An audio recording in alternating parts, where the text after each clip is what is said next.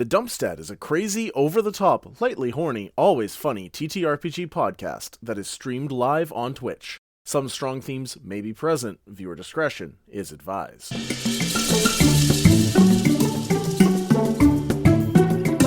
Hello! Hello, my dumplings! Welcome back to Tabula Rasa. Today, oops, we're all wizards. Again, Wait, we've what? chosen all the same class. Well, I'm a wizard of Dungeon Master. You totally blew the joke. What? You screwed us there, man. Oh Jeez. no! What joke? There's no joke. There's no joke here at all. It was all an accident, just like I was. Most kids are. Yeah. I was planned for. Speak for yourself. Oh, I know I wasn't. My parents were broken up, and then they did the duty on the stairs, and I reconciled their love for a short couple of years. Anyway, are you I guys really ready hope your for daughter those never things? listens to this podcast. Why? Because she was an accident too? Oh, dear gosh. All right, guys. Before we get started, let's do a little recap. And by little, I mean bear with me here. Last session, a small-time gang called the Gaytime Dandies in Boulderlock got wrapped up against an ancient lich, Livia the Undying, who, after living for so long, started calling herself Livia the Eternal, who then completed a ritual to gain far realm influence and became Livia the Infinite. Lady needs to pick a name. Strangely, backing her up were some werewolves. She then left behind this aberrant brain monster that the Gaytime Dandies managed to defeat. The world has changed quite a lot, and it's in quite a short time, so let's go over a few of those changes quickly. First off, to the north. It is now commonly referred to as the Lightfall region, and it's under the control of a massive, hellish, white great worm named Snowflake Lightfall. Through its feasting on many of the Alaskan purple bullworms that originally caused the north to fall, it has ascended, almost ironically, to the status of a great worm. There are some who bravely venture to the north, and there are rumors of those who worship Snowflake as kind of like a god or like this big, like, supreme leader. 80 years ago is when Snowflake took over the north officially. There is also rumors that there's some sort of like weird orcish cowboy person that might be with her some of the time, but those are not corroborated. But sometimes you hear a ride 'em Snowflake from up in the sky, riding with Snowflake. To the south is the Boulderlock region. Recently sighted here only 30 years ago was Livia the Infinite. This sprawling city has become a steampunk haven with a floating city above it, connected by a helixal train track. Clerics rule from the castle, but a gang called the Gaytime Dandies rules the underworld from below. Often, they're not happy with each other, but both manage to work together to keep the city safe. Although they often disagree on silly things like where to build schools or retirement facilities. Boulderlock also holds the Academia on High College and University, the biggest educational facility in the world. Off to the west is a large island called the Infinite Wood, which was only recently properly discovered by Newpire in the last few years. It is very behind with technology, living in simpler times. Not much is known about this place, and much of it is unfamiliar. The entire island is surrounded by a spell similar to like hallucinatory terrain that from the outside hides the island, but from the inside makes it hard to find your way to the coast. Travel to and from there requires experience with dispelling magic or very, very, very good survival skills.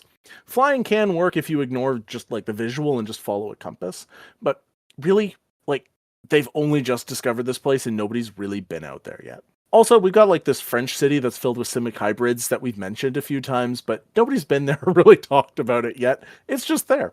Smack dab in the middle of the equator is the region of Inadada. Many surrounding cities and towns have been joined by railway and roads. Newpire, which is in the center of Inadada, is a technological marvel with intriguing architecture, the newest automobiles, warforged bodyguards, an army that trains in multiple styles of combat. The city of improvement, defined by sleek atomic designs. It's rumored that they are trying to make the first flying cars even. One city to the north of New Pyre, but still within the region of Enadada, called Valle Vaporoso, has recently been rebuilt after having been destroyed 190 years ago, with 2 new towers made of sapphire and ruby, and the druidic people there have been given the protection of New Pyre. So Knuckles just went do do do do do Enadada, in case you guys forgot what the royal national anthem is. I did it in my head, but I didn't want to take away from your monologue. Also, within Enadada is Ronanjima, which is a moon-shaped island off the coast of New Pyre. It has been largely cultivated and turned into a tourist resort, allowing activities such as shark watching, drinking, spelunking, tanning at a nude beach, or combat demonstrations. Much of New Pyre has been cordoned off and is called Meadow Park, a large natural reserve filled with animals, dinosaurs, and other creatures, protecting them from other cities and the towns surrounding, and also protecting the towns and other people from the dinosaurs and stuff within. Those other small cities and stuff that we haven't really explored yet, you can think of them kind of like suburbs, with white picket fences, a dog in every yard, and 2.5 beautiful children in every home. There are also, just a myriad of other cities and towns and other places that have not come up in any of our sessions. And the reason why I say that is because there's a chance that these players might be from those places. And just to keep you all in the loop of timeline, the year is currently 11,950. Blasity Knuckles has given an inspiration. Kristi, pay attention while I give the 3 of you regulars inspo again. Ooh, 2. Oh, I'm Ooh. getting one. Ooh. Let us meet our players.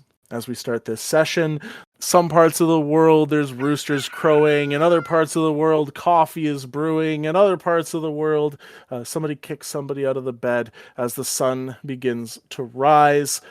We are going to start with Elio. Elio, please tell us your name, species, subclass of wizard, how you got your magic item, a little bit about your history, and where we find you first thing in the morning. The character I am playing tonight is Qasim the Wise. I am a Gif, an Order of the Scribes.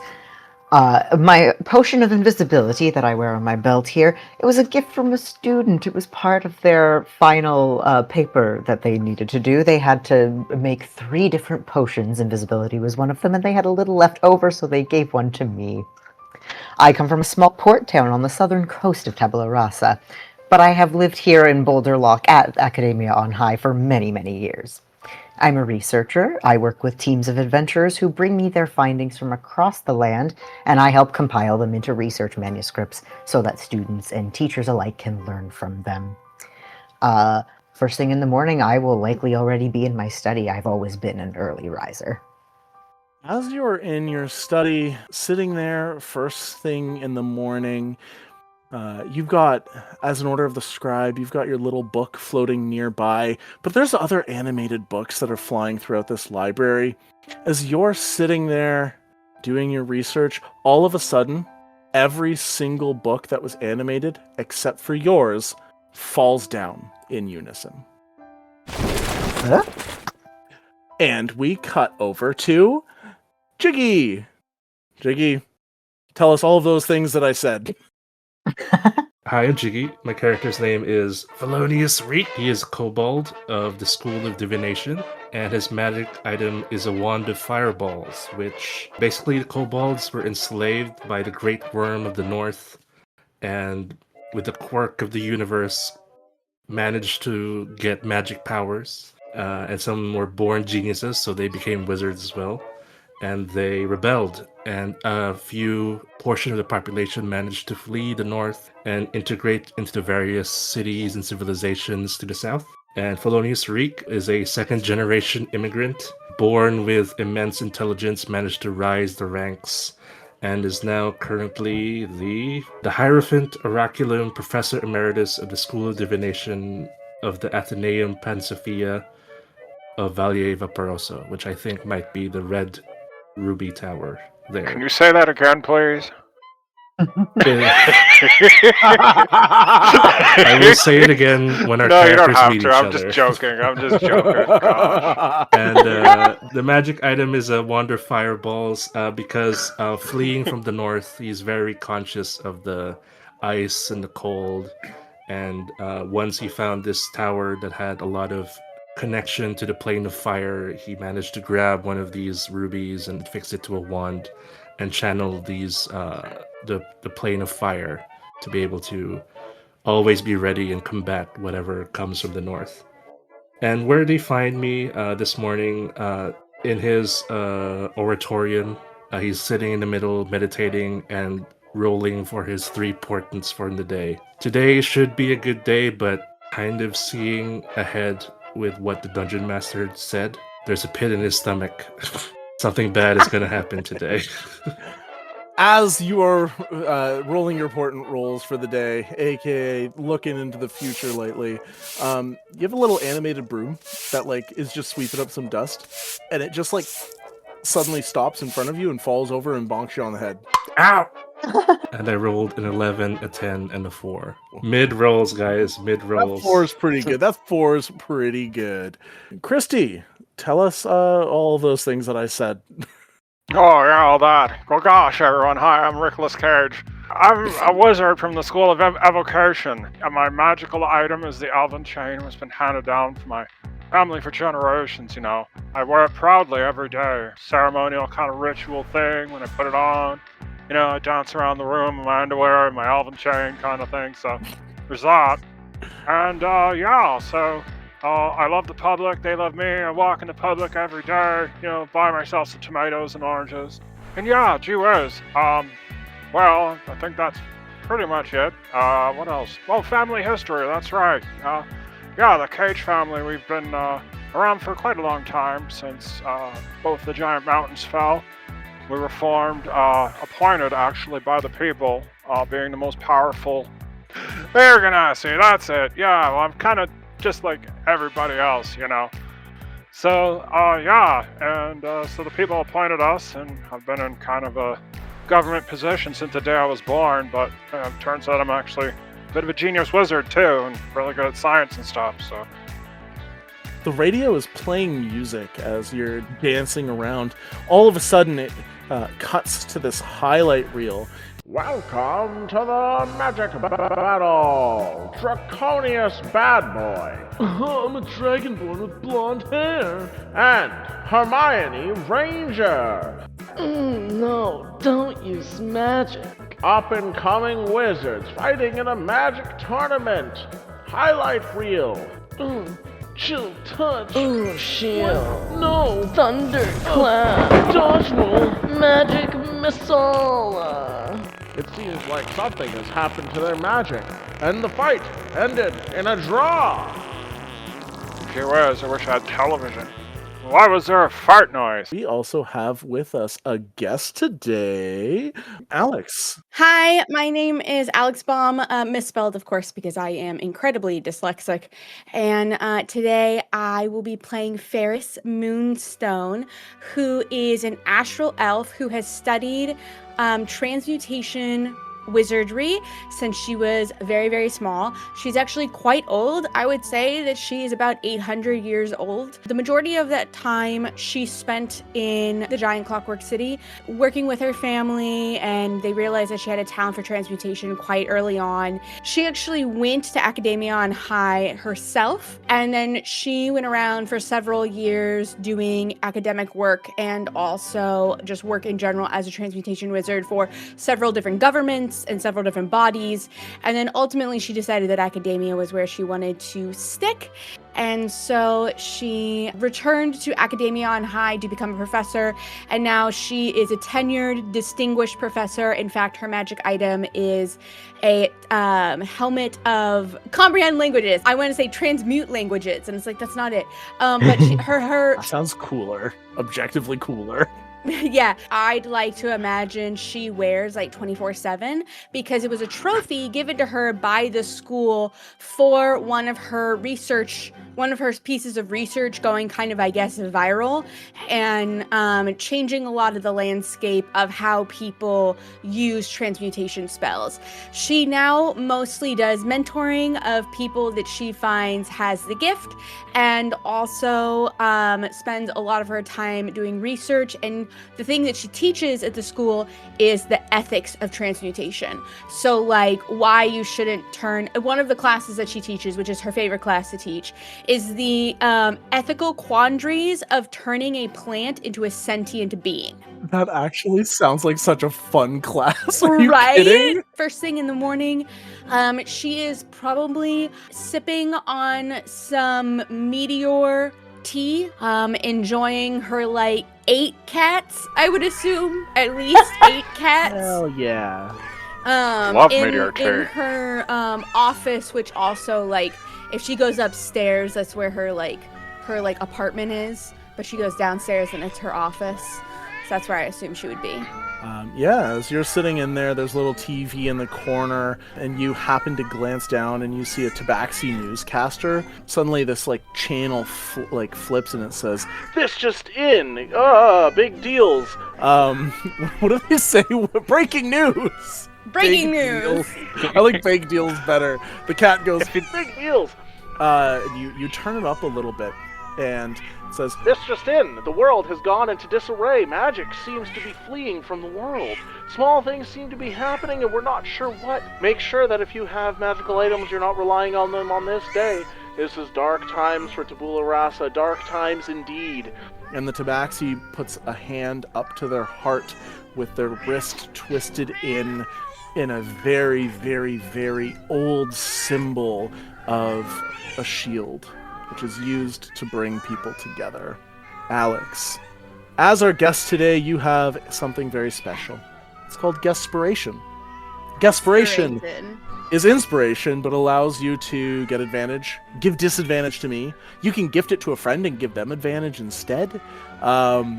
But yeah, pretty much it's super flexible like that. You can also use it to know a guy. So if there's a guy and you're like, man, I really want to know this specific thing, maybe you know the guy and you use your inspiration so that way you've got a dedicated NPC. Within reason. You're not going to be like, I know God. No. Also, Jiggy Well, we do. had Several. of God. And last session, Jiggy introduced the flashback, which I don't think we ended up using in the session, but I really like. So if you would like to use your Guestspiration to do a flashback, so you could be like, well, actually, this morning I prepared mage armor. You could use your flashback inspiration to do something like that. As well, Daddy Knuckles has gifted Pholonius, Rickolas, and Qasim also Guestspiration. So everybody has one. Gosh. Thanks, Daddy Knuckles. Thank you, Daddy Knuckles. Appreciate it. I also want to say really quickly, I get a philosopher's stone. Well, they call it a transmutation stone. There's a couple of options that it can do. I'm just gonna say that I have a philosopher's stone prepared because you're supposed to have a transmutation stone prepared whenever you're a wizard, or whenever you're a transmutation wizard. And I'm gonna say that this one gives me resistance to, I think it's acid, fire, cold, and lightning. God damn. Yeah, so as wizards, your whole shindig is that you prepare. So if there's something that you would normally do to prepare in the morning, yeah, with one exception. All at the same time, across all the different locations that you're in, there is suddenly a knock at the door. Not dressed yet. Please come back later. Come in. Start with Rickolas. Rickolas, you hear a voice from outside go, "Hello, I am looking for Rickolas Cage. Rickolas Cage, it is important that you come and answer the door." Come and answer the door in my underwear. Hi! What's up? You open the door and you see a large robot. He's wearing a suit, but he's got this really thick, heavy set jaw. And you see his face as you open the door flips around and turns into a TV screen. Wow. And all of a sudden, you see President Harry Truebear appear on it. We cut over to Qasim the Wise. Qasim, there's a knock on your door. The doors to the study are glass, and they're the kind that they meet in the middle and they swing outwards from the middle. Okay. So they're already open. So it probably just knocked on the side, and without looking up, Qasim goes, "Come in. No need to hover." Oh, hello there. Qasim the Wise, you have been summoned. May I please enter your abode? Oh, But of course. You have a very important message. His face also flips around. Pholonius, you hear a little ding sound as an elevator door opens because you are in this giant tower. And you see a robot standing at the entrance. Hello, Pholonius, Reek. I was let in by people downstairs, and they told me I could come up. I hope I am not intruding on anything in your day. No, in fact, I already have foreseen what you're about to say to me. Oh, well, just in case. His face flips around. And Dame Ferris Moonstone, you hear a nice little knock, a gentle knock at your door. You see a tiny little robot come in, tiny little suit. An automaton. Very nice to see you, sir. Hello, I am Ububot. I've come to bear a message for Ferris Moonstone. It is my first day. Hello. It has been a very long time since I have seen a robot such as yourself, but my home was filled with them. Welcome. What is your message? Oh, I'm a little nervous in your presence. Not gonna lie. Many people are nervous in my presence. It is my eyes. Her eyes are entirely black. There is no people. Her eyes are just black. Okay, well, your eyes are black, and now my face is black. He flips around. He's got a TV screen for a head. You see Harry Truebear on this TV screen. He's a really lanky bugbear with round glasses. His normally where bugbears would have tousled hairs, his is like combed over and combed down. It looks like he has a bald spot up top, and he goes, "Hello and good day. Tabula Rasa is in peril, and I am of the opinion that you are best suited to aid in this task as one of the smartest minds in all of Tabula Rasa. You will be compensated more than fairly for your support. We shall discuss more in a private location. My warforged guards here shall take you there. I have also asked like-minded individuals to join as well, and you shall all become the Fellowship of the Fine Folk. One small step for man, one giant leap for mankind." Don't you think that's a little sexist? I am a robot. I don't have a gender. I'm sorry. Well, robot, you need some sensitivity training. It flips around and Harry Truebear goes, "One small step for women." That's better. Gosh. Now it says men and women. It's just no longer sexist. Okay, I need you to come with me, please. We have a car waiting outside. It is of the utmost importance. Tabula Rasa might die without your help. On my way. Let me put on some pajama bottoms or something here, some sweatpants. There's no time. Hurry. Hurry. All right, my underwear it is. Fine. Ushers Rickolas Cage down and outside in his underwear. Qasim, same thing. The robot's trying to get you to go outside. There's a ride waiting for you. Do you go? I grab my spellbook and I say, by all means, lead the way. The robot is pushing for Pholonius to go downstairs as well. My mind and my body are ahead of you. You're already in the elevator. Yeah. Oh my. You snuck right past me while I was doing the message. You really did know. And then Oobot says to Ferris, I would really like to escort you to your transportation now. I could lead you by the hand if you like. Yes, of course. Just one moment, dear. She goes over and grabs her satchel full of her components and her spellbook and makes her way with the automaton. as you guys are all walking down to these cars that are waiting for you, all of a sudden you have a deep sinking feeling. I have a deep sinking feeling. You're all connected with magic in various ways, but you almost feel like you've been drained somehow. Oh my god. Not in a fun way either. Okay. Can I make an Arcana check to try to access the weave? Sure. 9 plus 11, so 20? As you're sitting there trying to interact with the weave, you notice that it requires a lot more concentration than you would normally need in order to access it. In fact, as you start trying to access it, you begin to get a little bit of sweat on your brow. What would normally be an easy thing for you to do is incredibly complicated. Can everybody please mark all of their first and second level spell slots off? Gosh. Oh no. For this session, you cannot cast at a first or second level. You can use your first or second level spells, but you would have to use it as a third level or higher. What about cantrips? Cantrips are fine. As you have this sinking feeling, you realize it's spells that require your intense concentration and focus. Cantrips come from the spark within. your own magic. That seems to be unaffected. Oh boy. Did I use my inspiration to flashback and cast mage armor because I saw this happen? That is fine. No more inspiration for me though, guys. Oh my god. With a 20, you're realizing what you saw on that TV, magic is fading out of the world. That's truly happening. Oh, Glass City Knuckles has dropped an inspiration. I guess somebody better pick it up quick.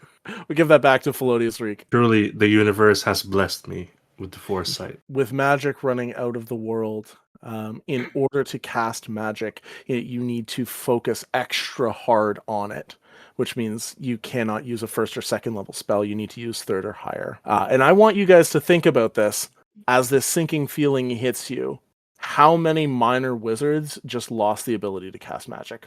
How many things in this world rely on magic like that in order to function that ceased working? It's definitely higher than 5. As you guys go down, you see these taxis waiting for you. These taxis are sleek, nothing like those weird square-shaped boulder lock taxis. Are they tabaxi taxis?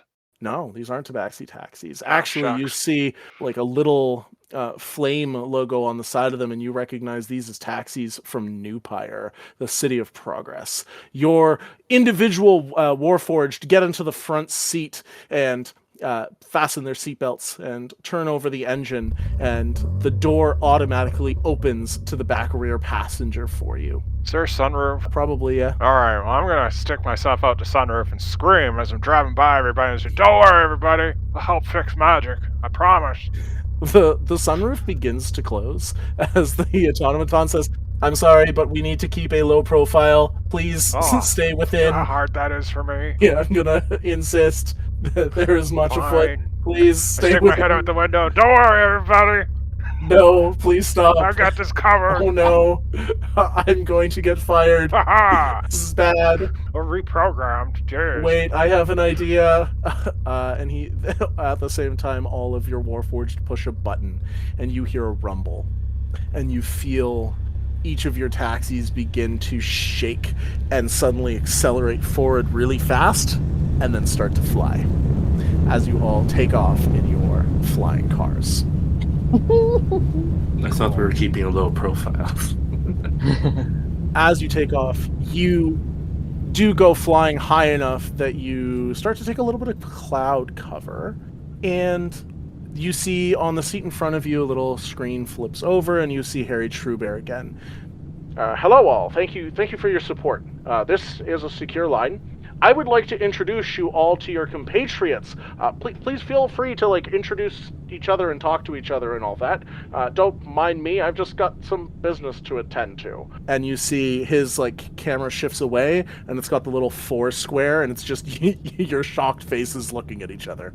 Ferris, hello. I was not expecting you to be on this call. I wasn't expecting myself to be on this call either. Same.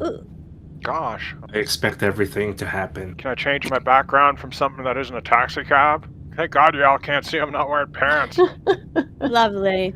Just out of pure curiosity and nothing else at all. Have you guys felt any disturbances with the weave recently, or an inability to access specific magics or mana? Yes. Yeah, that sounds pretty true with me. It feels strange. So we can come to the conclusion that this is a universal feeling. As far as the extent, what region does everyone hail from? How far is this encapsulating? All the way to the rock in the mountainous region, I can tell you that much. North of Inanada, Valle Vaporoso is where I'm from. Dearie me. Then it sounds like it's the entire continent at the very least. Possibly worldwide. This is pretty big. And we're expected to fix it somehow. Apparently, but if there's anyone that can fix it, I'm sure that they're calling on the best of the best. It is the president, after all, and they're asking us to fix something very dire with the world. So if they've called on me, I can only assume that they have called on the best of the best, and I very much look forward to working with you whenever we get to wherever our destination is. By the way, automaton, what is our destination? I'm not allowed to say, actually, because in case of bad things. Hello? Might not be a secure line, I suppose. It is a secure line, but this is not a secure car. Really? Well, why are we doing all high up in the sky? I mean, if I was to fall, it could really hurt. Well, it's because it's quicker, Rickolas. Yes, we could have traveled by train, but time is of the essence. This is the quickest and most effective method of travel. Well, step on it. Stop at the pants store. We don't have time to stop at the pants store, God, but gosh. if you would like, there might be something in this compartment right here. And a little drawer opens up, and you see it's a pair of pants. It's just a pair Oh, of God. pants. And a melted There's- chocolate bar. Jeez. There's like a How lost and long's that found been in bin. here for? Oh no, oh no, the previous rider left chocolate bars. Oh no, what should we do? How will we Pair of ever... sunglasses. Expired I driver's sure hope license. that somebody has prestidigitation to be able to fix this. Jeez. Oh well, let's make our way there. Anybody have any theories while we're on our way? Without knowing where it started or what the cause is. Just unlike any magic or lack thereof that I've ever seen. Something's up. Something that's never been experienced before. I can do a spell that can let me ask questions of the universe, though it is dangerous to the mind, Maybe don't do it in the car and can lead to catastrophic effects. while you're flying. I can wait until we're all together, it's fine. That's probably wise, yes. Your taxi cab suddenly has like a big thick plexiglass wall just go up right in the middle, separating you from the driver. Hey. Go ahead if you would like. Does the driver need to be protected if he's a robot? He mentioned going insane. I feared. Apparently robots can feel now. It's the 1950s. No, they just program them to act that way. They don't actually have any souls or anything. What? This squandary? Do robots have souls? Are we No. artificial or are we real? You're This has been artificial. pondered for many. Oh my god. I cannot Hey. feel, but I feel with my heart. What is a You heart? don't have a heart, you have a processor. And RAM, for God's sakes. God, know what you are, I have computer. love in my heart, even though I am a robot. But you were programmed to say that. No, I Yes, was you born- were. My warforged mom and dad made me from a Oh, place God. called IKEA. Yeah, well, you can spare me the pleasantries. I know exactly how you're made. As you're standing there pondering whether to cast it or not, all of a sudden, every single one of your taxis gets slammed out of nowhere. You feel the entire car shake Sure was. and try and right themselves in the air. Qasim, outside of your car window, you see what looks like a werewolf floating through the air. It's got this like incredibly long face, except for the fact that its legs are twisting into this like sort of tornado, so it kind of looks like it's got the base of a genie, and it's just sailing through the air beside you. And as you look up, you see along your window are these deep scratch marks. Ah! Pholonius, you see literally a wolf, except it's got freaking furry wings, and it's perched on the front hood of your car, and it's torn the hood off of it. Aelx, you see it literally looks like it's the size of a dragon, except it's completely gray, and it's got giant wolf eyes. You see it as it like careens around under your car, and you can feel it like attacking from below. And Kristi, you see what looks like a... Honestly, it's very similar to what Aelx sees, except yours is much thinner and longer. Can I offer the chocolate bar? You can try on your turn. Everybody roll initiative. Dogs can't eat chocolate, you know. Automatic win. 4. 12. I got a 22. 12. 12 as well. Do you want to go first or do you want me to go first? Go for it. Okay. Cool. Rickolas, you're going to kick us off. You've got this very thin leaf werewolf thing that's like skirting through the air. It's got this really long spine and spindly legs, and when it looks over at you, its tongue like lolls out and its eyes are going in different directions. What would you like to do? I roll down my window. Go here, Papa, and hold up one of the chocolate bars. There you go. Roll me animal handling with disadvantage. Oh, good. Disadvantage. Gonna go with a 9. Oh god, that is such a bad roll.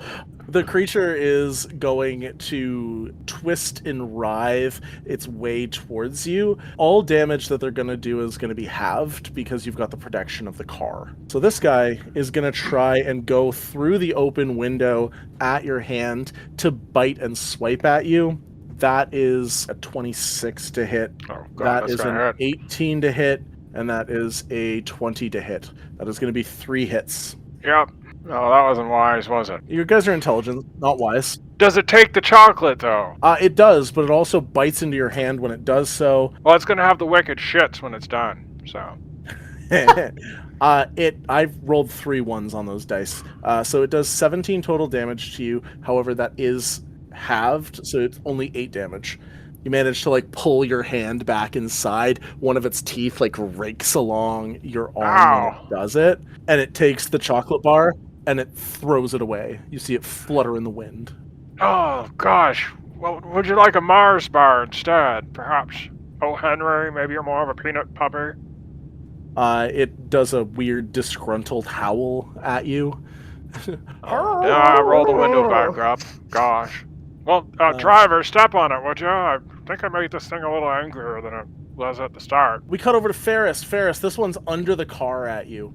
It is going to suddenly expunge this breath up at the bottom of your car. You see the entire floor where you're sitting just rot and melt away as it does this, and you look down and you see this creature looking up at you as it continues to pump this acid up forward. Can I get a dexterity saving throw from you? I'll say you've taken off your seatbelt at this point, so you're not rolling with disadvantage. I rolled a 4. 28 halved is 14 acid damage as this gets all over your legs as it splurts up at you. It's half because I'm resistant to it. Are you also resistant to acid? I am also resistant to acid. It is cold, acid, fire, lightning, thunder. Amazing. Then you only take 7. And you see this thing grab onto the bottom of the car and start trying to shuffle his head up into the bottom of it. It is now your turn. What would you like to do? Perfect. I'm going to pop my head up into Uwubot. Could you give me the exact location of where we're going, and I will just get myself there, because I think we're both going to die at this point. Can you please take me with you? Okay. Hang on. You notice there's a pile of oil on the seat where Uwubot was sitting. They programmed it to do that, I swear. I'm scared Okay. of death. All right. The great beyond. Do I have a soul? Will I go on? Can Warforged have ghosts? Warforges have a soul. What CR is a giant eagle? Perfect. Okay, great. All right, this is what's going to happen. I am going to... Oh, do I have access to Misty Step? Fine, I'm casting Misty Step at 4th level. Grab the automaton. Cast Misty Step at 4th level. Pop myself underneath the thing. I am going to use my feature Shape Changer, and I'm going to polymorph into a giant eagle. I'm going to tell him to hold on, and then I'm going to polymorph with the giant eagle with him on my back. And eagles can dive. I'm going to dive. Hell yeah.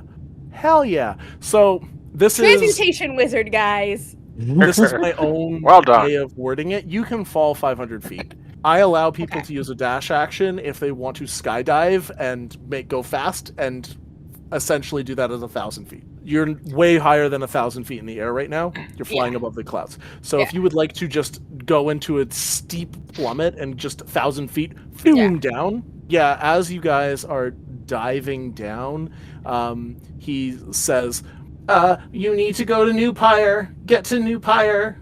Head north. And I head north as a giant eagle. As you do this, can you roll me stealth? And it's just going to be against this creature's passive perception to see if he notices you and gives chase.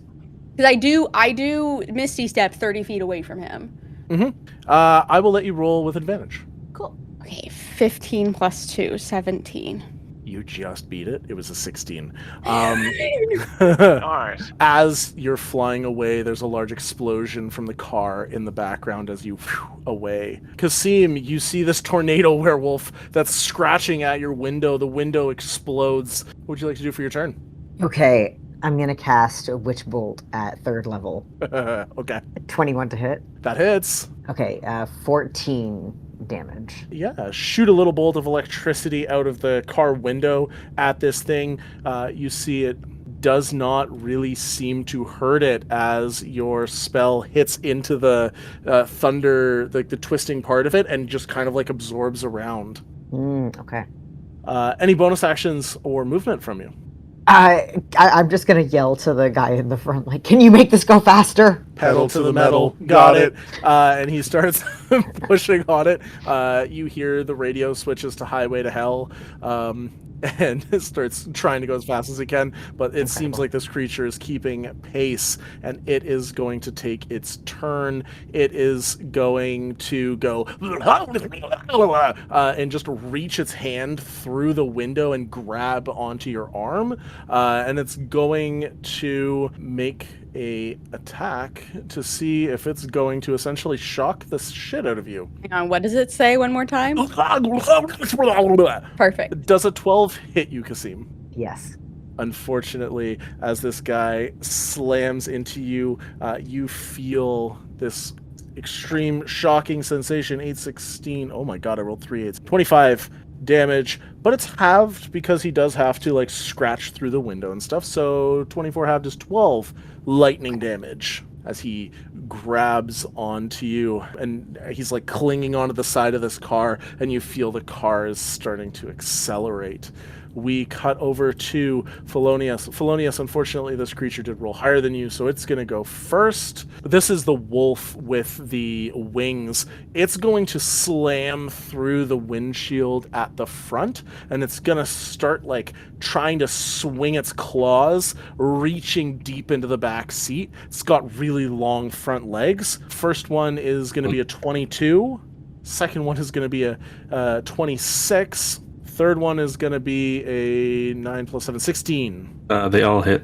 But there's a plexiglass window that the driver brought up because he was rude.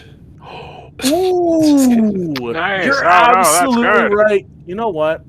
I did do that, and I'm going to honor it. So you know what? We're going to quarter this damage instead, okay? I Yeah. love whenever my players do that. That's so... You know Alright. what? You gotta honor it, okay? 30 damage quartered is 15 is 14 is 7 damage as he comes swinging through these two windows. The plexiglass just explodes, and he does a nice long claw mark down your arm. Just whoosh, ouch. Yeah. All right. Pholonius, it's now your turn. With the crashing windshield, the wind's whipping my white and gold robes around, and I say, "I have foreseen my death. I do not die to you." And I point my wand of fireballs, and I shoot it 20 feet ahead of the car to hit him in front of me, but not me. So you're gonna like shoot it past him so Yeah. that when you drive, it hits him in the butt. Yeah. I like it. All right, I'm cool with that. Dex save 15 for the wand. Nat 1. Nice. He's trapped in a car after all. It's just his butt sticking out. How much damage was it? 34, if I'm not mistaken. And yeah, that's my turn. Hell yeah. A large explosion in front of you, and you see the black just engulf the car as you boom through it really fast. At the end of your turns, as these cars have gotten sufficiently fucked up, Pholonius, Qasim, and Rickolas, can I get you all to roll a d6 for me? Got a 2. I got a 6. I rolled a 5. I'm guessing you don't want, because I'm away from the car, so. You Yes, I are don't. out of combat. You have successfully gotten away. Got it. Rickolas, all of a sudden your car begins to turn and rotate, and it starts to go into a barrel roll, and you begin to slip from your seatbelt. Pholonius, as this happens, the front engine of the car also explodes, and smoke begins to just billow out and go flying into your face. You are now blinded for this turn. And Qasim, the car begins to vibrate violently. It's so violent that you're barely able to hold on. You can't cast spells that require verbal components for this turn because you're talking like this the entire time you try and talk. Rickolas, can I get a dexterity saving throw from you?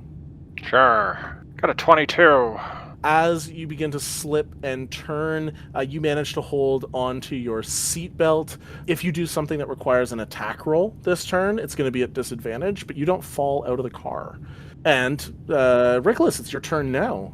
Your car is currently in the upside down part of the barrel roll. What would you like to do for your turn? But I'm going to cast Thunderclap, and it's going to cause a massive booming noise from up to 100 feet away. Each creature within range must succeed on a Constitution saving throw of 19, or take whatever I roll for 4d6 damage. It does fail this roll as you cast this. Pretty aggressively. It got a 2 on the dice. Takes 14 damage. Now, where this puppy is very susceptible probably to sound like fireworks and thunder, can an argument be made that it takes critical damage in this case? No. Sucks. It is a giant creature. It does get kind of fucked up by this, but all it does is make it more angry as it is going to begin to launch its assault through the window as you're upside down. It's going to make its 3 attacks on you. I wave at the puppy. Hey, you want another chocolate bar? 17 to hit. Oh, that hits. 13 to hit. I think that misses you. That misses. And an 8 plus 7, 15 to hit. That misses. Oh, sweet. So only 1 hit. Okay, so you only take 5 damage from this, as it is reeling from the hit that you gave it, as well as a little bit discombobulated as it's rotating through the air with you. Qasim, what would you like to do for your turn? I'm gonna punch him. I'm just gonna punch it. Tornado punch. Boom. You also have control flames. That is not verbal. The little shit in me is like, can I do both? No. You want to punch him with fire? Oh, can I punch him with fire? You know what? That is so stupid, and I think it's fun. I will let you, if you can make a pretty simple Arcana check for me, I will let you punch him and add fire damage to it. Fuck yeah, thank you. Oh my god, okay. But you have to beat, it would be just a DC 12 Arcana check. Yeah, I got a 26. Goddamn. Okay, you still have to hit with your unarmed strike, though. You summon fire around your fist from the engine using your control flames, and go to try and punch him. Can you roll me to hit with your punch? 17 to hit. Just hits. Ooh, nice. Just hits. So you're going to roll me a D4 and a D6. 8 total. You punch him and he goes, blah, blah. Pholonius, this guy is still ripping and tearing his way into the car. However, he is blind as well as a result of this smoke. Let's roll all these with disadvantage. First one, a nat 20 or a nat 1? Nice. Holy shit. Okay, we'll take that nat 1. Miss! 8 plus 7, 15 to hit. Just hits. 1 hit. And the next one, I rolled double 15s, so that is a 22 to hit. I'm going to use a 4th level slot to cast Shield. You throw up your shield. What does that bring your AC to? A 20. Yeah, you throw up a shield. One of these claws manages to snake its way around. I rolled double 1s on the damage dice, though, so that is only 3 damage as it gets halved. Nice. And remind me, is that our first, second, and third level spells are all wiped, right? Nope, you've got your third. Oh, okay, cool. Just first and second. I'm going to use a 3rd level slot then, sorry. You got it. It's your turn, Pholonius. I'm just going to try and firebolt it face to face with disadvantage. Hell yeah. All right. First roll is a 20, second is a 15, so I miss. Does miss. Yeah, the 15 goes shooting off and you hear a window explode. Please don't destroy the car more. We need the car to fly. At the end of this round of initiative, the warforged all push this big red button on the cars. You hear it before you see it. The cars begin to viciously rumble and all of a sudden accelerate incredibly rapidly. The creatures that were holding on to the car just get blasted away as you hear like the sound barrier break around you and all of the windows explode. The Warforged go, "Please hold on, This is not tested and not recommended. Boom! You guys freaking rocket forward. I ate the other chocolate bar. You eat it as the G-force. Your cheeks are ruffling. You put the chocolate up. It falls back, goes in your throat. Oh, gosh. And you slow down after a little bit. Ferris, your little warforged begins to point and direct you towards New Pyre. And as you sail down, brings you to the outside of the city, the outskirts. You should change back so you don't stand out, and we need to go through the city. All right, let's go. Begins to lead you throughout New Pyre. New Pyre, you see, you've been around for quite a long time, and you remember the New Pyre of old with like stone buildings and stuff like that. It is no longer like that. New Pyre is now giant skyscrapers, glass walls. You see what looks like hamster tubes with people floating throughout them as they are brought to and fro from the city. I'll be honest, this just looks like Futurama. New Age. Like the Jetsons. The Jetsons is another inspiration there. Lightly Fantastic Four as well. And begins to take you throughout the city. Pholonius, Rickolas, and Qasim, your cars land outside of the city, and they begin to direct and walk you through the city as well. You all see each other at the same time as you come to stand directly in front of a brothel. Okay. Is this the famous brothel from the oh, what was it? The swashbuckler. From Rogues, yeah. It's the same brothel. Oh, this place is historical. I tell everybody the history of this place. The pirates all came here from the island and became part of the New Pyre through peace and stuff, you know. Sure y'all studied it in school. Are we all standing next to each other? Yeah, this is the first time that you guys are seeing face to face. Quite lovely meeting you all. Glad to see that Yeah. you found some pants. Thank you. Everyone's car got attacked and mangled by weird wolf-looking things. Just another Tuesday, you know. Fascinating. Yes, well, I'd say well met normally, but under the present circumstances, I'm not entirely sure what to say, but good to see you, Ferris, and it is lovely to meet you both. Please, we must hurry. We must go inside. Time is of the essence. Hop, hop, hop, hop. The Warforged begins to like put their hands up and do like a shooing motion behind you to push you towards the entrance.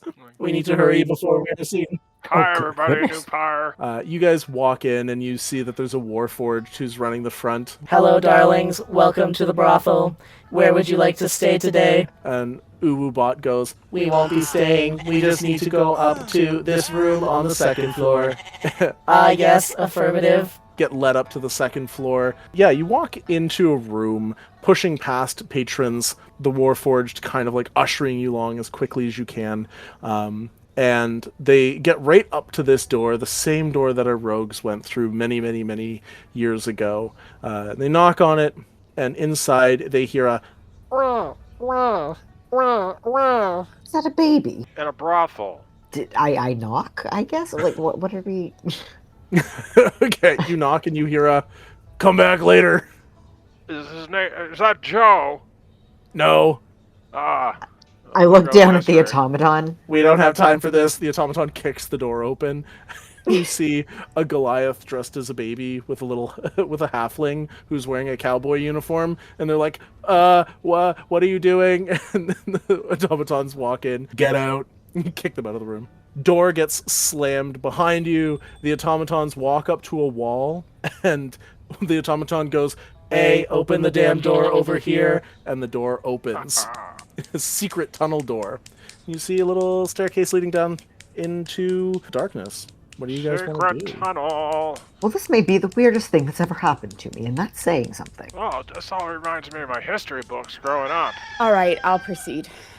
You start to go down this tunnel. You go down this like roundabout staircase leading down and down as the sounds of the brothel begin to fade into the background. When you get down to the bottom, you see a large, dark tunnel and what looks like a train, except sleek and long. There's a joke somewhere. Yeah. Most trains But I are don't long. I don't know. I will inspect the train. I want to see if it is magical train or if it is a mechanical train. Sure. Roll me investigation or arcana, your choice. Well, my arcana is an 11, so 18 plus 11. You begin to inspect this train, this subway, as it were, and you don't get anything magical off of it. This is purely technological. However, you begin to sense something from within the train, and then the door opens, and you see a vibrant green, lumpy, plasmoid creature steps out. Oh my god! Hi guys, nice to meet you. My name is Dumpie Pulsar Princess. I'm one of the clerics from Borderlock. I'm here to escort you guys to the president. Cool. Fascinating. You know, your engineers have really outdone themselves with this one, I must say. I am not completely savvy on technical, mechanical beings, but this is good. This is good work. Thank you. I did not do anything at all myself, but I will take all the credit. It's exactly what the Lumpy Princess would do. Okay, I get on the train. All right, come on in. Guys, we don't have all day. Of course. I Qasim, pop to it. Hurry up. Pholonius. We go in. Rickolas. I'm coming. Hurry up. Get in I there. raise my hat as I pass by Princess. Thank you. Thank you for the proper respect. Nobody else has kneeled before me, and you at least raised a hat. It is at least half respectful, so I applaud Gosh. you. Well, don't you know who we are? Yes, you guys are Gee smart, whiz. but you're not a princess. No, I've got a penis. I can't be a princess. Well, I guess in What? today's world, I could. Anybody could be anything they want. Did you not see the guy who was a baby upstairs? God. Well, true, you make a very good point there. Yeah, true. Consider me Alright. corrected. Let's get on and gotta go. Hey, Warforged, thanks for bringing them this far. Everybody say bye to the Warforged. Hi, Warforged. Bye, Warforged. Thank you so much, Warforged. Bye, I will miss you. You have given us lots to think about, like, do we have souls? Oh, it's weird, we all kind of had the same thoughts. You're all programmed the same way. Probably all have Windows 95 or whatever. No, we have souls. We have souls. Sure. Right. The doors close and you hear the train begin to start up and start to move. And for the first time in the last hour, you have a chance to breathe. Okay. So I know that you guys are smart and all of that, but the reason that I got asked to come here all the way from Boulderlock is because I'm a cleric and I'm badass and I'm at least level 5. So I can do this. And casts Zone of Truth. Submit to my Zone of Truth! Do any of you try and resist, or does everybody choose to fail this? I choose to fail. I've got nothing to hide. I'll choose to fail. Choose to fail. I'll choose to fail. Oh, you guys know what you're talking about, and I really appreciate the fact that you guys didn't even try and resist that. It's gonna make this so much easier. Okay, so, step 1. Ferris, tell me your most embarrassing memory. I stay silent. Bro, that's not how this works. You're supposed to do the thing. I can't even believe you wouldn't even do it. So unprofessional. Pholonius, tell me your most embarrassing memory. I guess one time in college, my classmates dunked me into the toilet, but I was too small, and people forgot I was there for a week, and I just stayed there. Oh my I could god, have you're left. like a turd boy. That's so unfortunate. I feel almost sad for you. Don't be. I got my revenge. Huh. You and me, we're talking later. I feel like we have a kinship because my name is Dumpie Pulsar Princess, and you were a dumpy kobold. So, Qasim, what is your most embarrassing memory? Oh, dear. Well, that must have been the time. I was only about 14, but I was trying to impress a girl. Oh my god. We were walking along the port, and I was up on one of the ledges. On a ledge. I miscalculated my steps, and I fell. You fell in front of a girl? Oh I my fell God. into the water. That is the in most front of her. embarrassing thing that I've ever heard in my entire life. It was awful. Holy my It's God. like more that's- embarrassing than what happened to me. God. Not quite, actually. I think that's less embarrassing. But for Qasim, like, that's super embarrassing. I'm sorry that happened to you, but I also kind of wish that there was a video of it. It was a long time ago. Gotcha.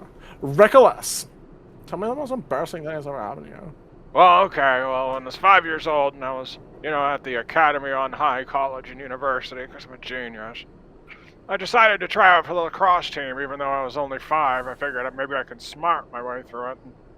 And while I was playing, I fell down and I pulled a groin muscle. And so the coach is like, well, here, have some A536 and rub that on the area. It helps with muscle strain or whatever.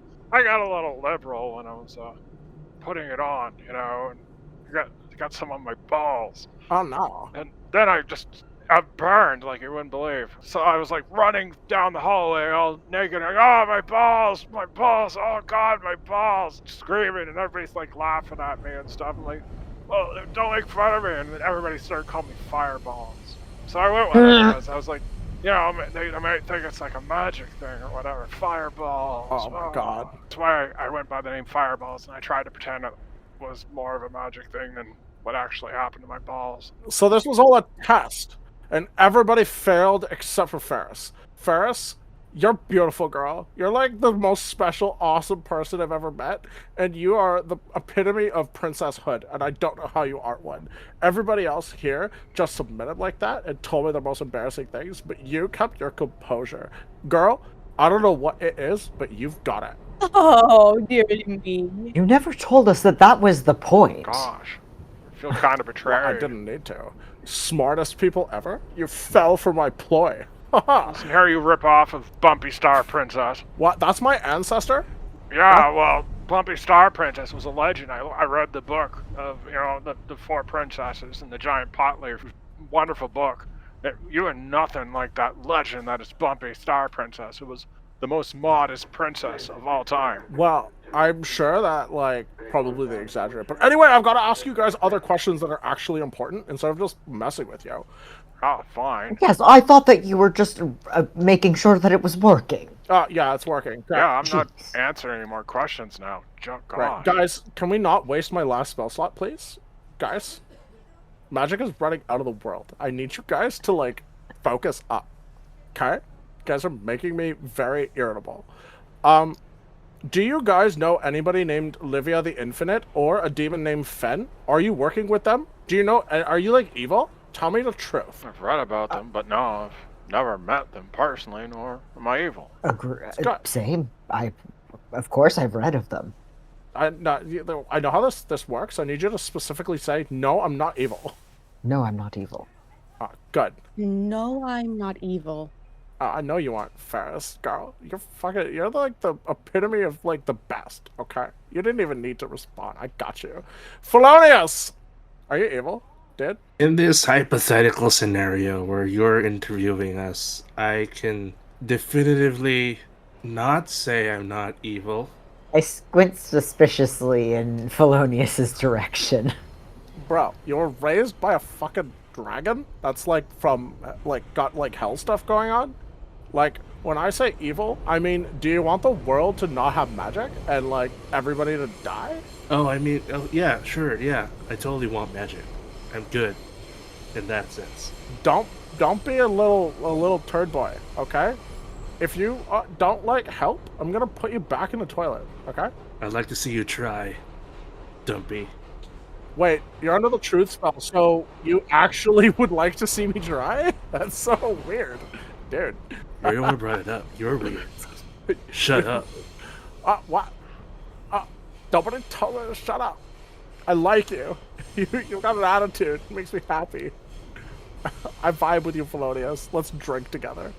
Talk later. Do you guys have any questions for me as we are taking this long train ride? Can you just give us the general synopsis of what is going on and why you are specifically asking about Olivia? Yeah, so, in Boulderlock, there's these 5 clerics that are, the princesses of Boulderlock, and we are like the coolest people ever. And I was asked by the president of New Pyre as a fellow leader to help him with finding the like smartest people in the world, because we feel like Livia is stealing all of the magic in the world, and she's got a demon named Fen who's working for her, who's helping her. But he's gonna explain more of that stuff when we get to where we're going. And like, I'm sorry that like, you know, we had to do this roundabout way, but we're on our way to Valle Vaporoso right now. Oh. Gosh. Well done. Wait, so you didn't need to pick me up? No, we did, because like you could have walked across from the one tower to the other tower, but like you could have been seen, so we had to like disguise you. Yeah, but he wasted a spell slot. And bring me on a flying car, sure. Totally. He almost not died. conspicuous, yeah. We didn't know Well, where that's you 'cause- were. The warforged were just programmed to like go pick you up and bring you to here, you know? Well, I'm not paying for the taxi fare, that's for sure. Oh, no, it's fine. Yeah. I'd say you Darn owe him a straight. spell slot. All right, guys, listen. Let's all just, you know, take a moment to like breathe and have some drinks and relax before we get to Valle Vaporoso. Okay? All right. Do we have 20 minutes to get there? Oh, we got like an hour. I can cast Legend Lore twice. All right, you want to cast Legend Lore? Yeah, sure. Might as well use up those spell slots. Might consist of current tales, forgotten stories, or even secret lore that has never been widely known. I can name or describe a person, place, or object. So yeah, I cast it twice. Once for Livia and once for the demon. When you cast Legend Lore, what does it look like? Like stars kind of appear, like one of those planetariums, like kind of swirl around. All right. I'll put like an echo effect on my voice here. Fen, the demon, short for Fenrir, is a demon who likes to sow chaos and is associated with wolves. Has been seen in ancient times making people into werewolves. Most recently, has become the guard dog for Livia the Eternal. Now is called Livia the Infinite. Livia the Infinite, a lich from ancient times whose phylactery was lost and then found. She was not heard of for quite some time until recently, when she appeared in Boulderlock. She seemed to have successfully completed some sort of ritual and gained Far Realm influence. Both are working together currently to steal the magic of Tabula Rasa. Well, that's pretty on the nose. I think we know what we're dealing with for sure now. Thanks for catching that. Well, we need to know where Olivia's phylactery is, because if she has a phylactery, it doesn't matter if we kill her. She's just going to pop back up. I think the good most point. important question is, where's the phylactery? Where and how do we destroy it? I can try to scry on her. What does Livia roll for this? So it's a wisdom save, and I've only heard of her. If I have a likeness or a picture, a possession or a garment, or a body part, I can reduce that number. Or Dumpie, do you have an artifact? Oh my god, Boulderlock, we had like security camera footage. This is from this fucking McDonald's place that I'd never eat at because I don't want to get fat. I want my dumps to stay dumpy. I don't want them to be like bad dumpy, you know? So there's this security footage that we got and it shows her right here. And she like pulls out this like Polaroid that she was carrying. I was gonna show this to you, but you didn't ask. We're never gonna show this to us. Anyway, so that's a -2. So it's a total of +3. Wisdom 18. It does get a 20 on the roll. I'm gonna use Portent to turn that into a 4. 4 on the dice. Yeah. So then it goes from a 20 to a 16. So I can see her. Yeah, you begin to scry on Livia. And Oh my god, it worked. Cool. is she aware when you scry? If she can see invisible objects. You and your tiny little kobold form, your eyes begin to look like Ferris Moonstones when they turn black with light little star sparkles throughout them. You see Livia before you. This Livia looks like the photo that you were just looking at. Tall, lithe. She's got black tendril tattoos across her body. She's got a long black dress draped around her. You see her lips and tips of her ears are almost black, as well as the tips of her fingers. She is looking down into a pool of water. As you scry and look around, you see the pool of water is looking at the moon. She smiles and looks directly at where your scry is. Well, it's not every day that someone is able to scry on me. Are you trying to stop me?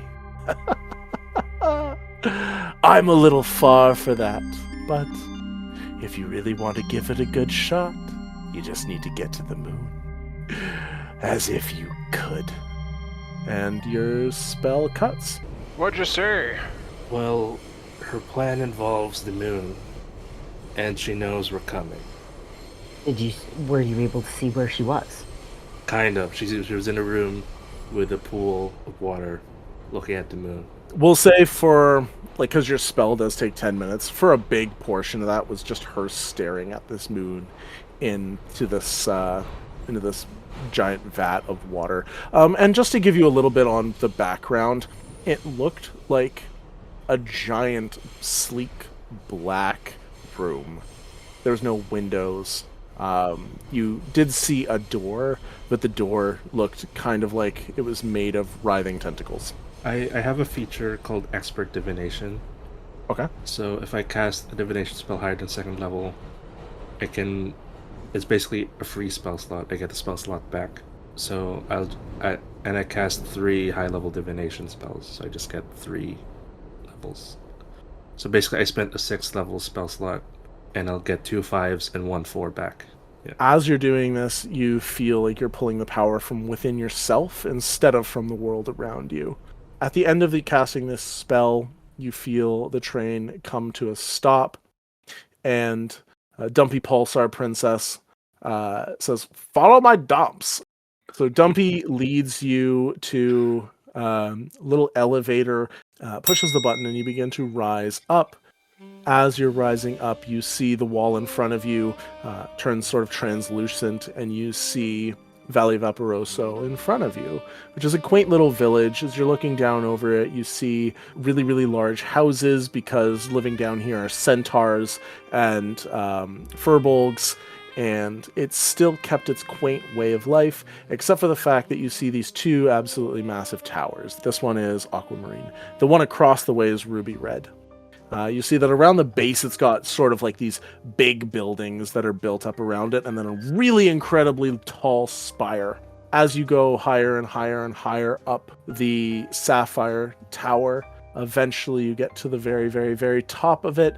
The translucent wall goes back to being sapphire, and the door opens behind you.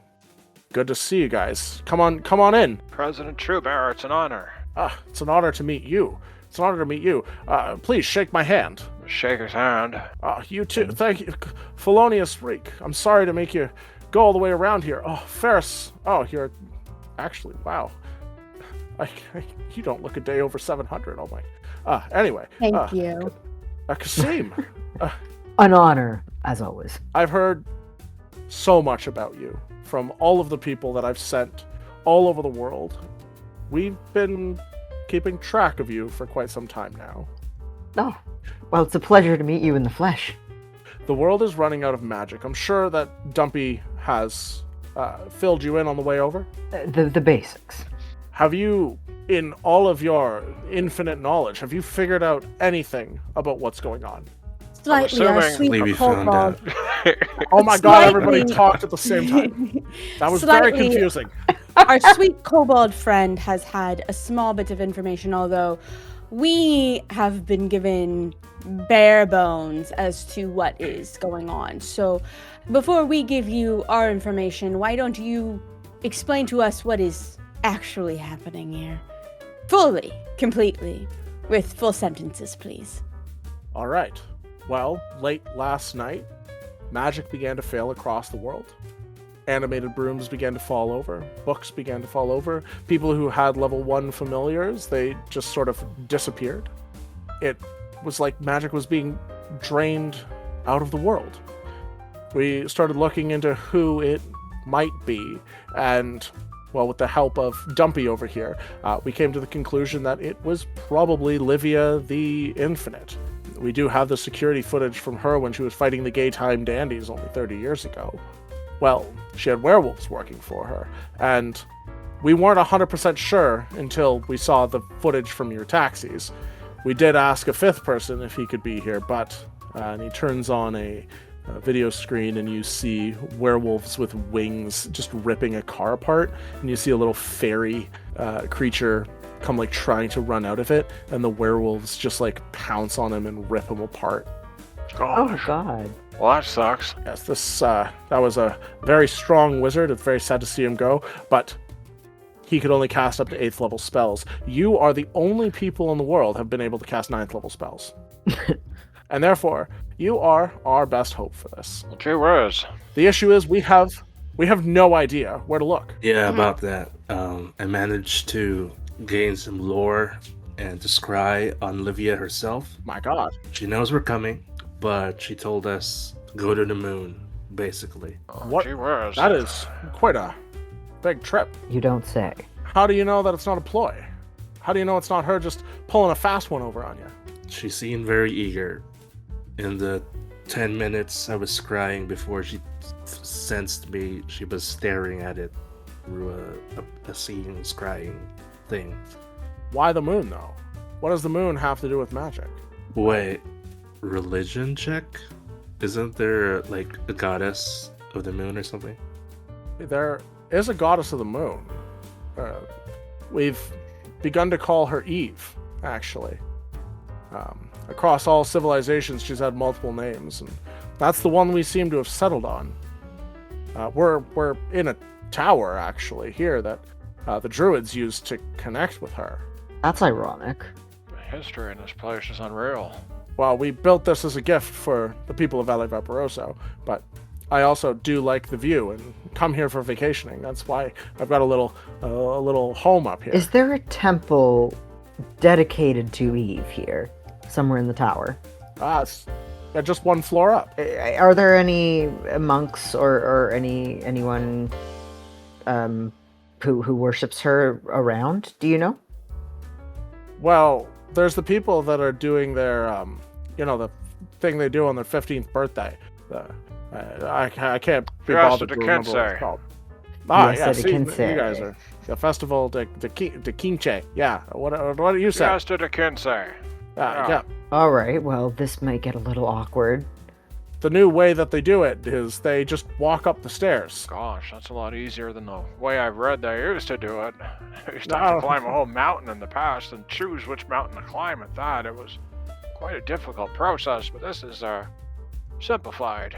It's still a lot of stairs. Sure. Yeah, I remember mine. I was tiny then. It was extremely difficult. Well, you're a druid too? Gosh. I lived here.